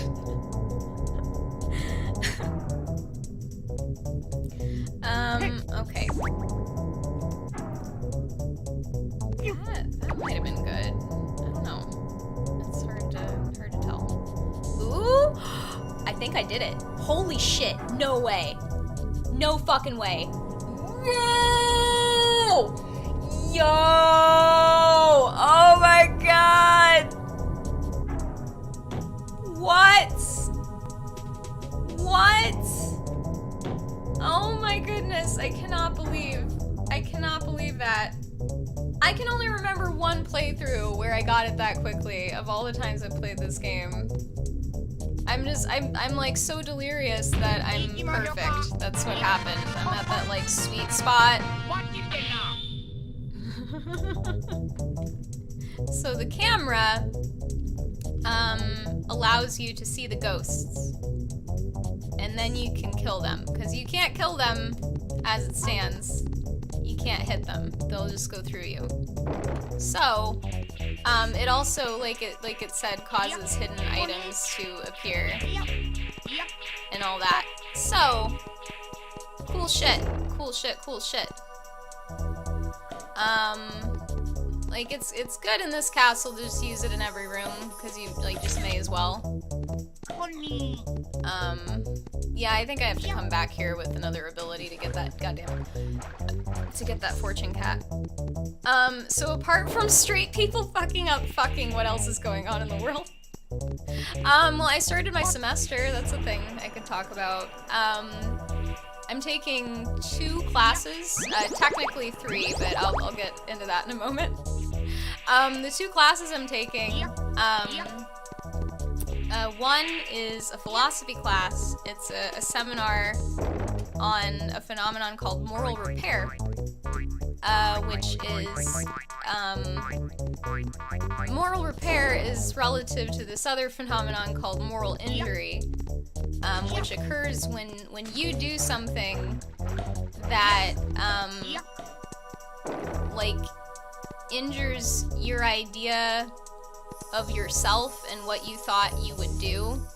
So, like, it happens when you do something that's really awful, and you can't reconcile what you did with who you think you are as a person. And it's something that happens most often with military veterans and people who have served in wars and, like, killed people or done something else awful. It happened to me when I worked in that lab from animal research and participating in those pretty questionable experiments. So it can happen to anybody for lots of reasons.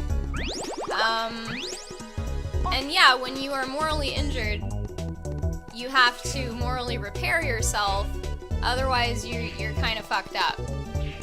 And I can tell you that is true, because it's happened to me. Wait, is this where I came from? Damn it. This is why I don't like this one. I can't fucking tell. I think this is where I came from, but I can't tell. How do you repair it? Well, you have to forgive yourself. That seems to be a pretty important part of it. Oh, okay. Huh. Sure. I'm not gonna question it. That was a really key component to me fixing my problem. I actually, a therapist had me write a letter to myself, forgiving myself for what I did in that lab. And it sounds really, like, stupid and therapist-y, but it helped me enormously. Just that, like, page-and-a-half letter, like, you know, basically pretending to be, like, a third party that was viewing this from an outside perspective, and, like, what would I say to, like, my best friend if they went through this, basically? And if I was trying to get them to forgive themselves for something, and I wrote it like that, and fuck, like, I can't tell you how much it helped. So that's important. You have to forgive yourself for what you did. I feel like before you do that, it's really hard to fix anything about a moral injury. Well, I suppose you have to acknowledge what you did and then forgive yourself. I guess if you're in complete fucking denial about it and you're not processing it even insofar as much as to do that, then that's another issue. But, yeah. But I'll have a better idea of how to repair moral injury after the end of this seminar I'm taking, so stay tuned. I'm sure eventually we'll have a class that will prompt me to want to do an entire stream on a particular subject related to moral injury and moral repair. So, I was worried about taking a philosophy class because I don't have a great history with philosophy professors. They are often, we just don't get along. So I was a little concerned, particularly since this professor sent a 15-page syllabus, which I've never received before in my life. Syllabi are usually in the range of like 1 or 2 pages. So when somebody sends you a 15-page syllabus,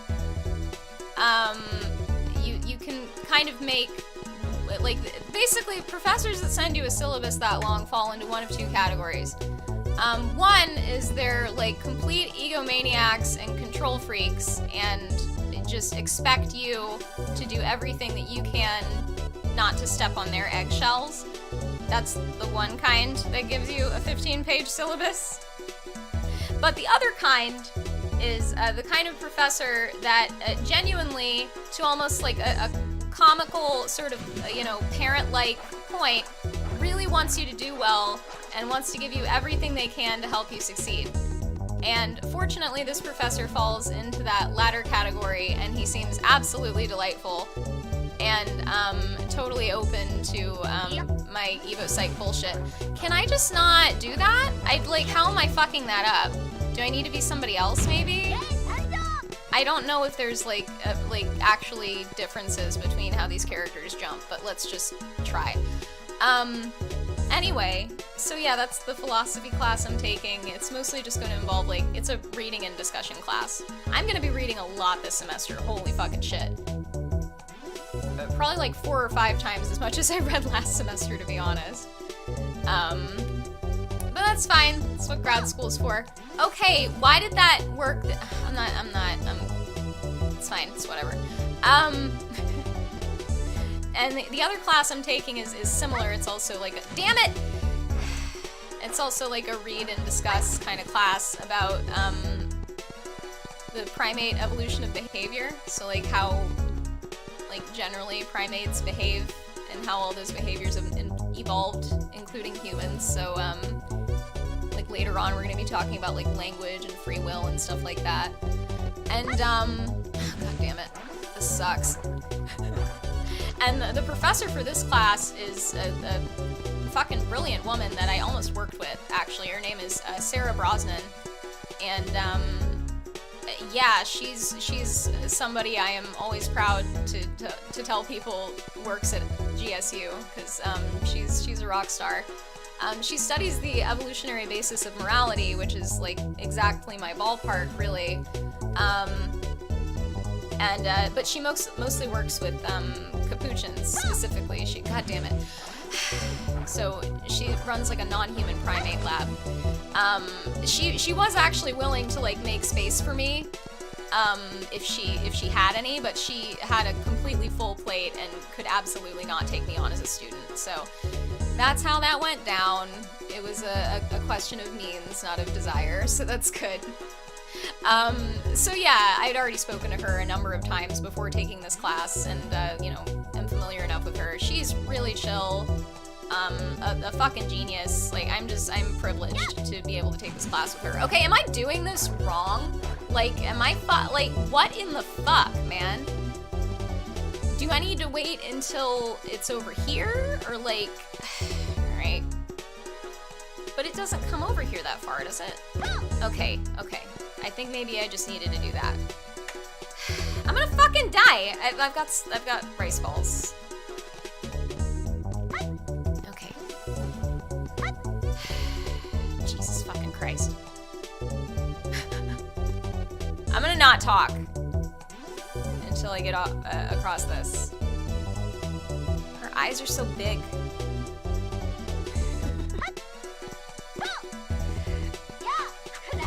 This game, reminds me of, being, a preteen, which is, when I weaved the hardest. So I'm, nostalgic, just looking at all of it. I don't even have the health to just swim back across with abandon, so I'm gonna have to try and platform over there. Son, do not make lewd comments about Yai. She is pure.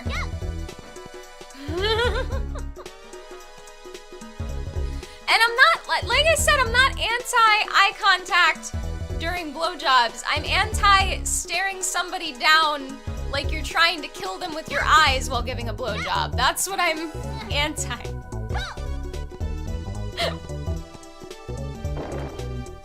Like, seriously. Some of these chicks stare at the camera like they're trying to make your fucking head explode. Like, it's a lot, man. It's a lot. Ah, fuck you. Man, that fucking drained my health, like, a lot. Like, a lot.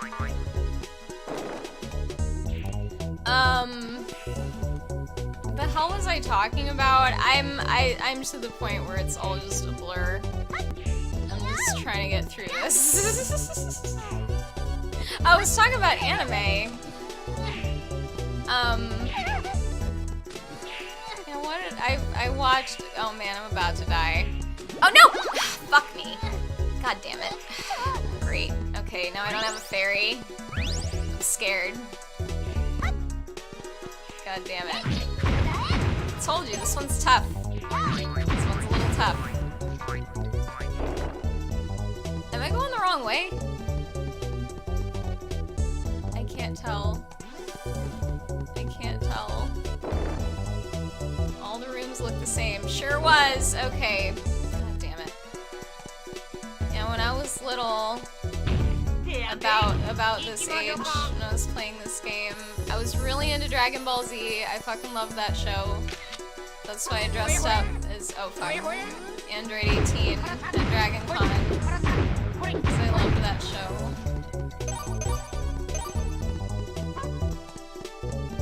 What else did I watch? I think the first anime I ever watched was Sailor Moon. I watched that as a very young girl. I watched Slayers, that was fun. Magic Knights Rare, that's a little known anime that was one of my personal favorites. I cosplayed as Fu. I can't remember what her last name is, but the girl with like the bob and the wind powers. I cosplayed as her when I was like 11 or some shit for a local con. No! Stop doing that, god damn it. Fuck off! What else did I watch? Fucking Gundam Wing. That show, like, I barely even liked it when I was watching it as a kid. It's probably terrible. Like, honestly. I'm lost. I'm fucking lost. I'm officially fucking lost. Okay, this is backwards. So I need to go this way, right? I don't know, man. I don't fucking know. We're gonna figure it out. Oni.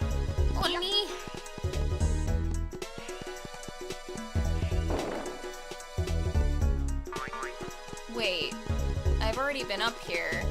This was a dead end. Because I got the thing.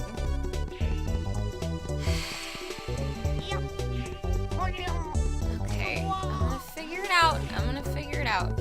I'm gonna figure it out. So that's back where I came.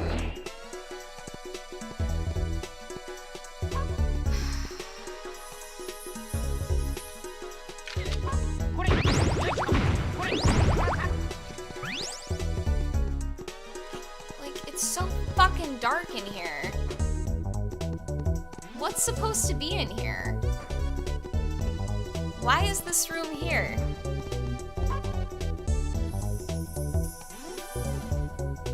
Why is this room here?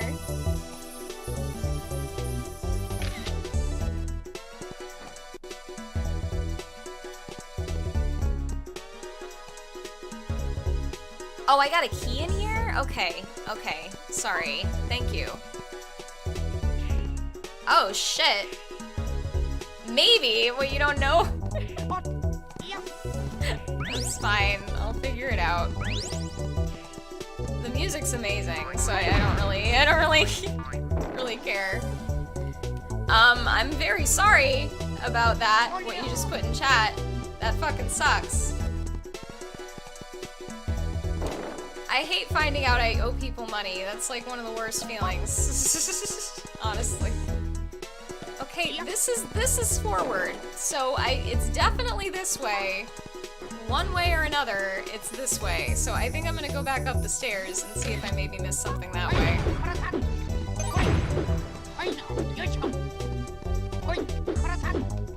Can y'all come down here so I can kill you, please? There we go. Cool.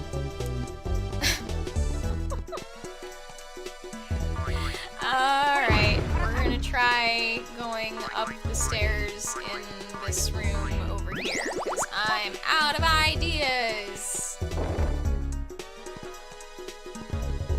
Yeah, I especially hate finding out that I owe people money because of, like, somebody else's fuck-up. That's especially frustrating. Because, like, I can kind of accept, yeah, there's nothing here. There's nothing here. There's nothing here. Wait, that wasn't up the stairs. Up the stairs is this way. I'm full of shit.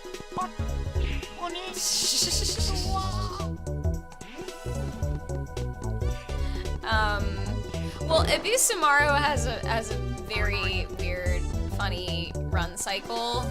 His compatriots are not quite as comical when they run. Yaya in particular, I think, looks very graceful and awesome. But I do kind of stan her. Haha! Okay. See? I told ya. Told ya I'd figure it out. Bullshit. Like she doesn't really run weird. That's pretty normal. She's got her hand on her hip because that's where her sword is. And then Goemon. That's kinda like that's a lot of space to take up when you're running. But he's also just kinda made of polygons. So like, I don't know.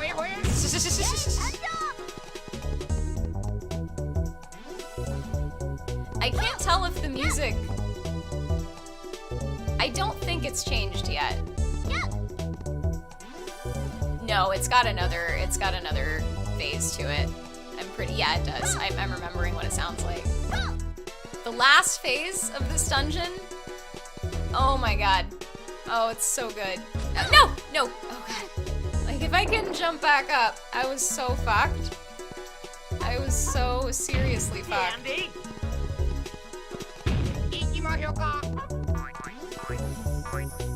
Damn it.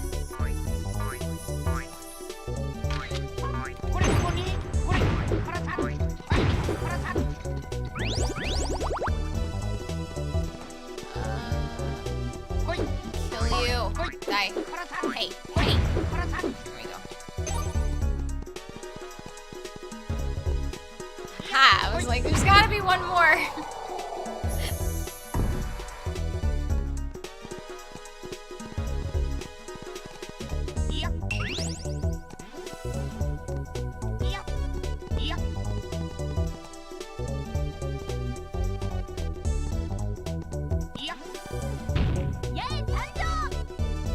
Oh, god damn it.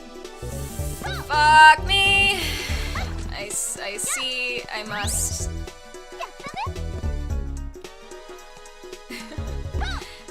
Whoop! Okay, that wasn't too bad. I was afraid it was gonna be like a huge pain in the ass to correct that. Is this gonna go all the way over there? Okay, cool. I'm gonna have to come back in here to get that one fortune cat anyway, so it's okay if I miss a few. What looked like a key? I already have a key.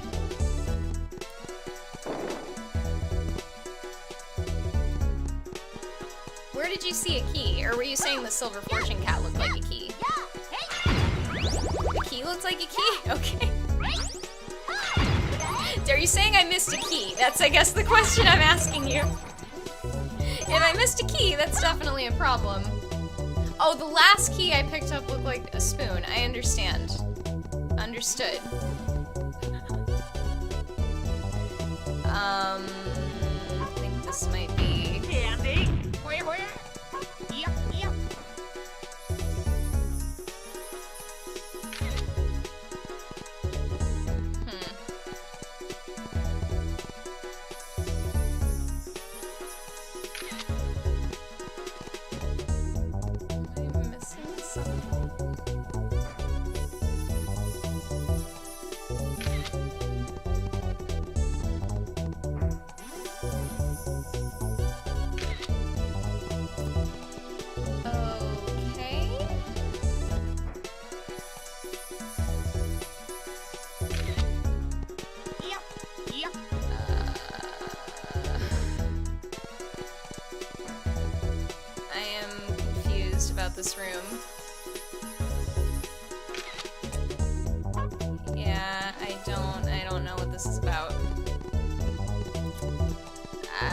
Guess I'll figure it out if I have to, huh?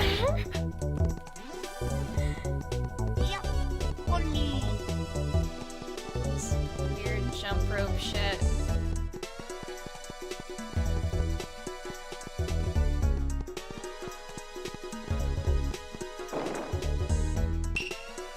You want a picture of the floor of the... I didn't read it, it's fine. Doesn't matter. God damn it. Stop it.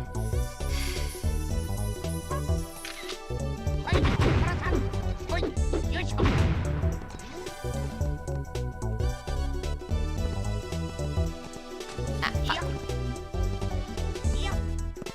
I can't fucking see this at all. Oh, like, barely. It's so dark. This is one of the reasons I hate this fucking dungeon. I can't fucking see. God damn it. I don't think there's anything I can do about that either. I'm gonna fucking die! I'm gonna fucking die! Oh, this is useful. That's an extra life. He easily has the best fucking victory dances. Holy shit.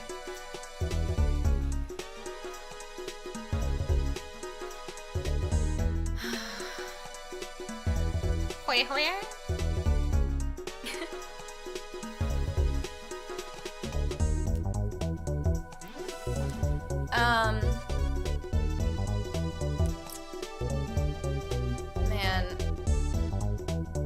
I'm starting to be slightly less high, so that's good. That edible is not a joke, man. Oh my goodness. Drugs are fun. I feel like it's sort of irresponsible to say that without caveats, but like, my entire stream is a fucking caveat. Like, it's like, nothing I say is without qualifications, really. And yeah, I constantly talk about drug safety and things you probably should never do. You know, I can't say I promote anything truly dangerous, or at least not like... I guess I've promoted the safe use of dangerous things. But like, you know, it's... I do not think it is correct or fair to malign all recreational drug use. Yeah, that's just kind of how I feel about it.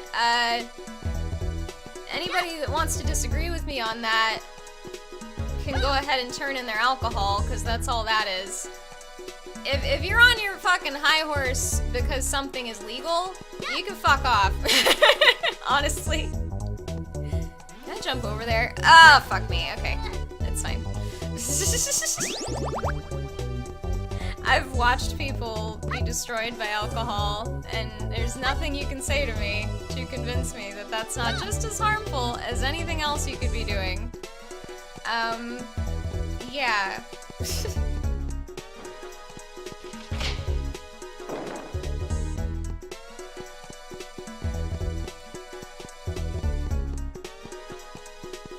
I tell people don't... There we go. There we go. Fucking music. Yeah. Oh, it's so good! It's so good!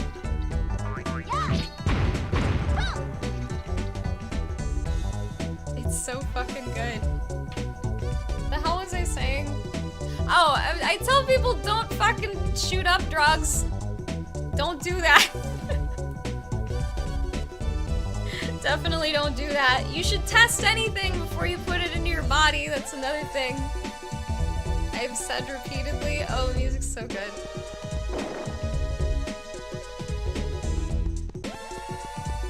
Oh, this fucking game. I remember this.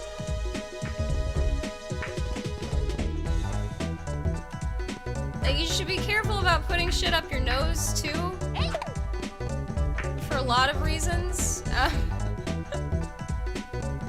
But I mean, it's a bit like smoking. It's not something you want to do often, or it will harm you just by virtue of the route of administration. But like, there are some drugs that you can only get into you that way. And yeah, I think until you've tried ketamine, you can definitely get off my clit about it.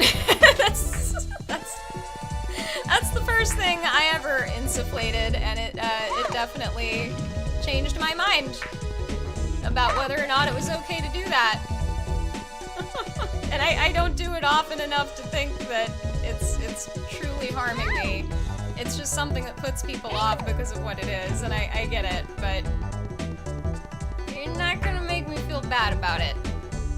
I appreciate the concern, but it's like, I don't feel bad about the fucking like half a dozen nights last year that I put stuff up my nose. I just don't.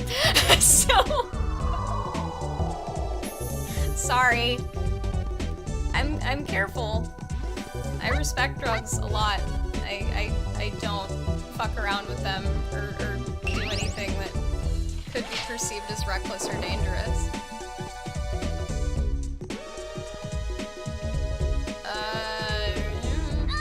Oh, fuck you.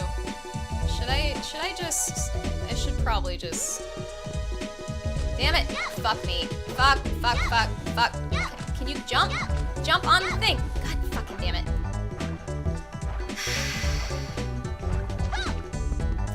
Well, I didn't fucking need the dumpling before. I need it now, though.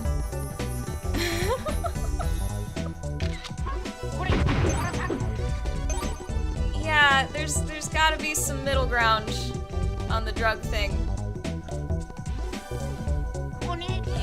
You can't just preach wholesale against all drug use. It's A, just not gonna work because drugs are too fun.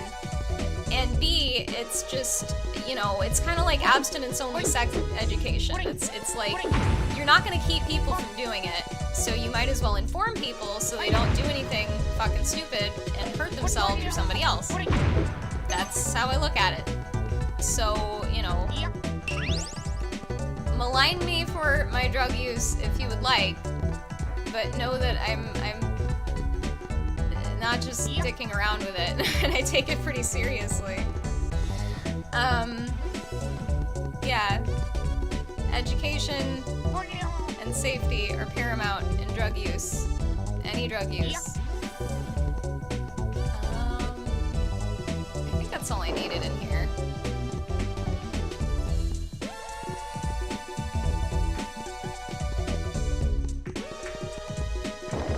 I liked that minigame with the pool balls.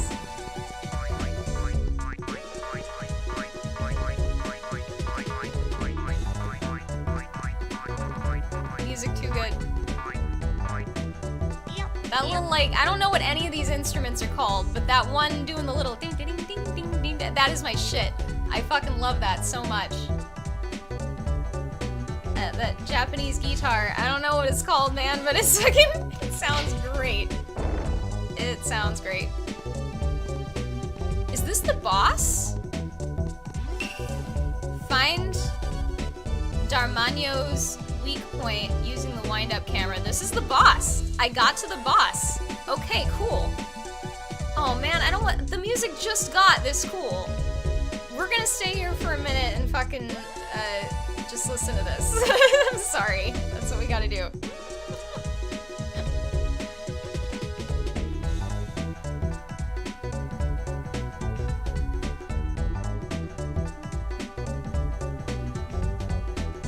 Yeah, exactly, son. Like, a lot of people fucking need drugs to be normal, even recreational drugs. You know? It's difficult to separate, like, when you're using something recreationally versus when you actually need it, when, like, for example, when I don't have weed, I like, fucking migraines every so often, and I get tension headaches, like, almost every day. I'm reminded of this every time I take a tolerance break. It's like, oh yeah, there's a reason I do this all the time, and so I don't get fucking headaches. And, it's difficult to say what exactly about it prevents the headaches, but I can tell you I've been off of weed entirely and only been taking CBD, and I still got the headaches. So it's something about the psychoactive component of the weed that's doing that for me. I don't know what it is. I can't explain it. I am just a happier, better adjusted person when I have weed. Am I hurting anybody? Like, Jesus Christ. Can you just let a bitch be happy? Like, god damn it. I hate that it has to be this big like, god damn it. Sometimes I just scoff at the rules of man and I cannot be subjected to them. This is one of those cases. Like, just fuck this. Are you kidding? That's crazy to me.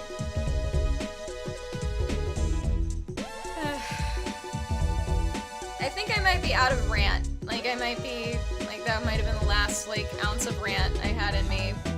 Which is probably fine, because I remember this boss being at least marginally difficult.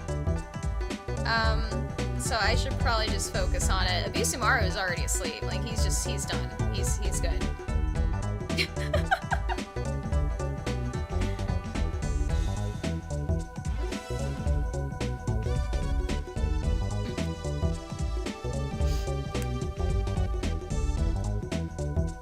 Psychosis sounds very scary, and I do not envy you. And yeah, whatever you can do to prevent it is probably a good thing. You know, it's a cost-benefit analysis. Like, what are the costs of doing this drug, of obtaining this drug, of whatever, versus the pain and otherwise that you're in when you don't have it. You know? That's a thing I weigh with regard to everything I do. And yeah.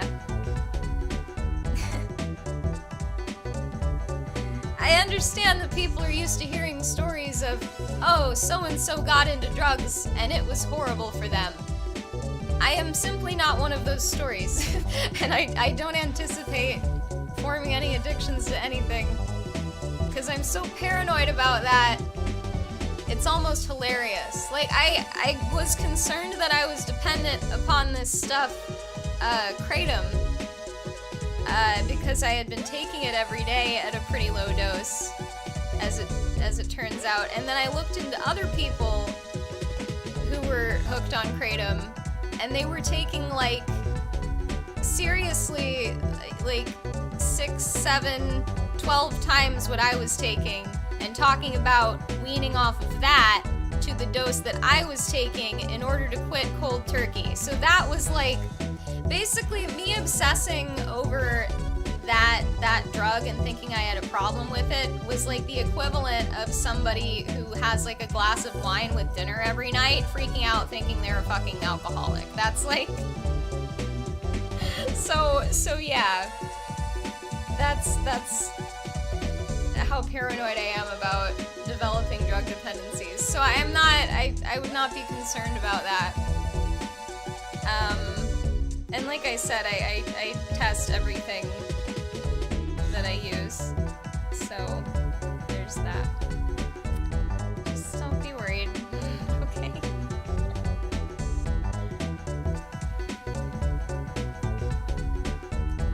Trust me, I'm a scientist.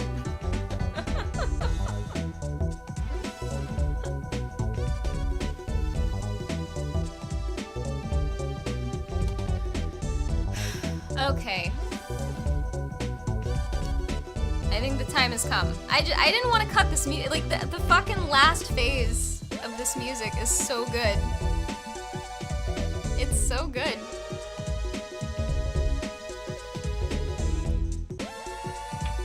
However, I remember the boss theme being good too. So, alright. Wake up, man. Let's do this.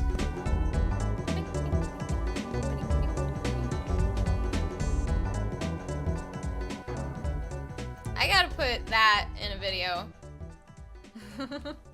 I'm fixing to make one, that's why I'm thinking about all this shit.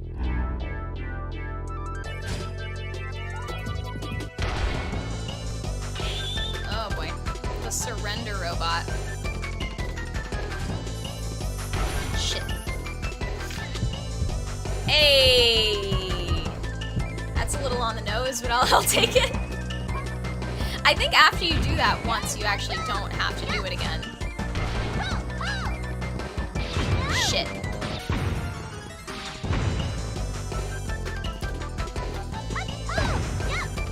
Shit. I don't have plum balls.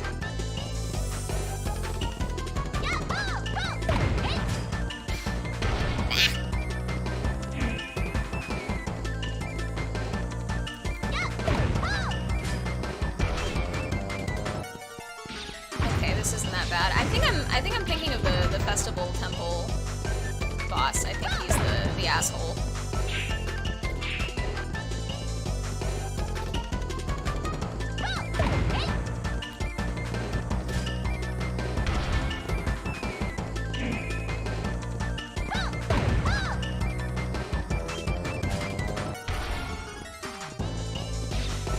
Shit.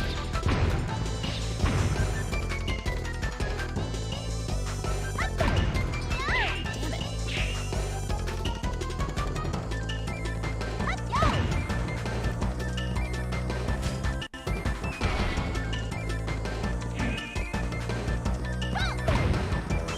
How many times do I have to hit you?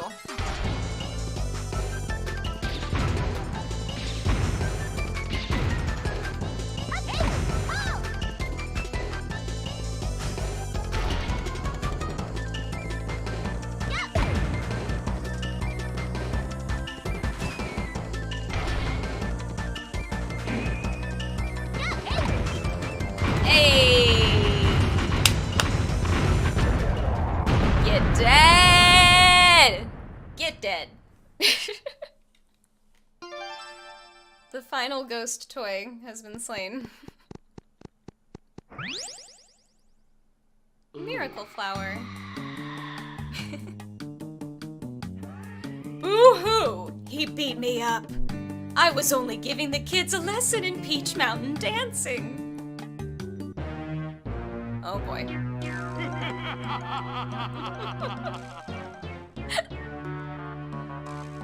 Colon, your plan did not work, did it? Who are you? Aha! I'm the leader of the Peach Mountain Shoguns.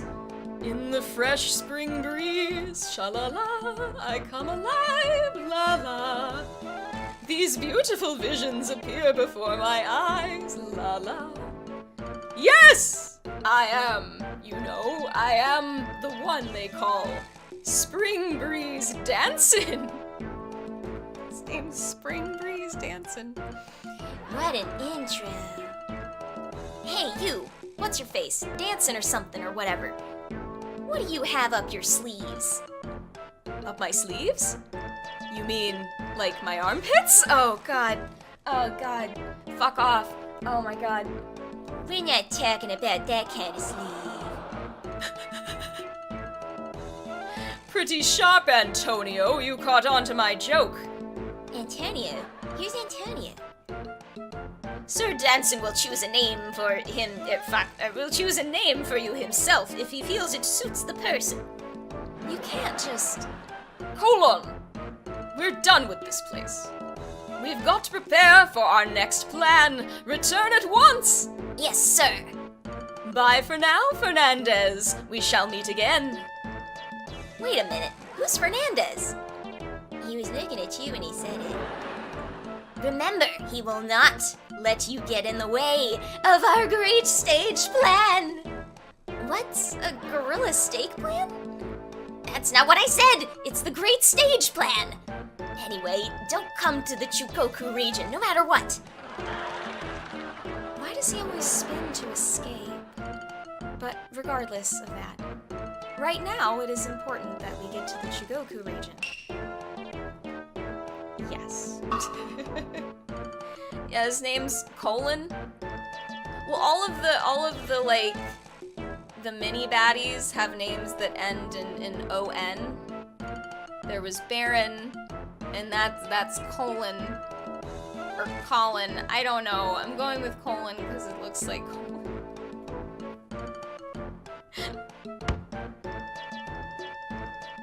All right. It's 5 in the morning, y'all. As I mentioned, I had a lot of fucking technical difficulties with this stream tonight. And didn't get started until, very late, but, that's gonna be it for Goemon tonight.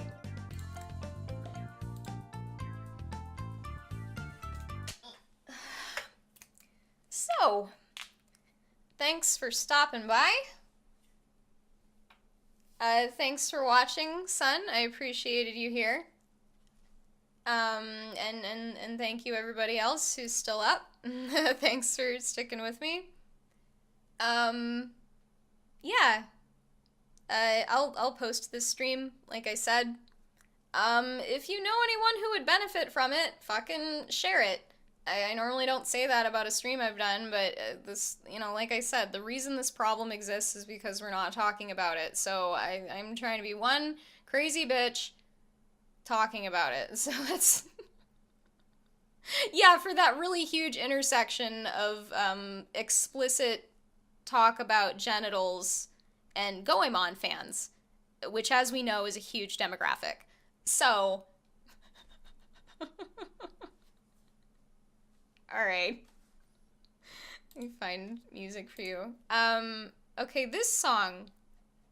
This is like, it might be the sexiest song I even know of.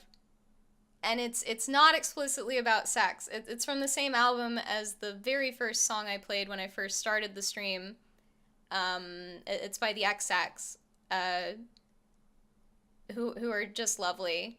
And yeah, this song, it's like, it's hard to even explain why it's so sexy. It's just like, it's in the music and like the pacing of it and the drums and the lyrics, which are not like explicitly sexual, but like some of the language they use sort of like reminds you of sex, even though it's not specifically about sex. It's like, it's so, like, it's all subtext, I guess, the sexy in this song, and I really love it.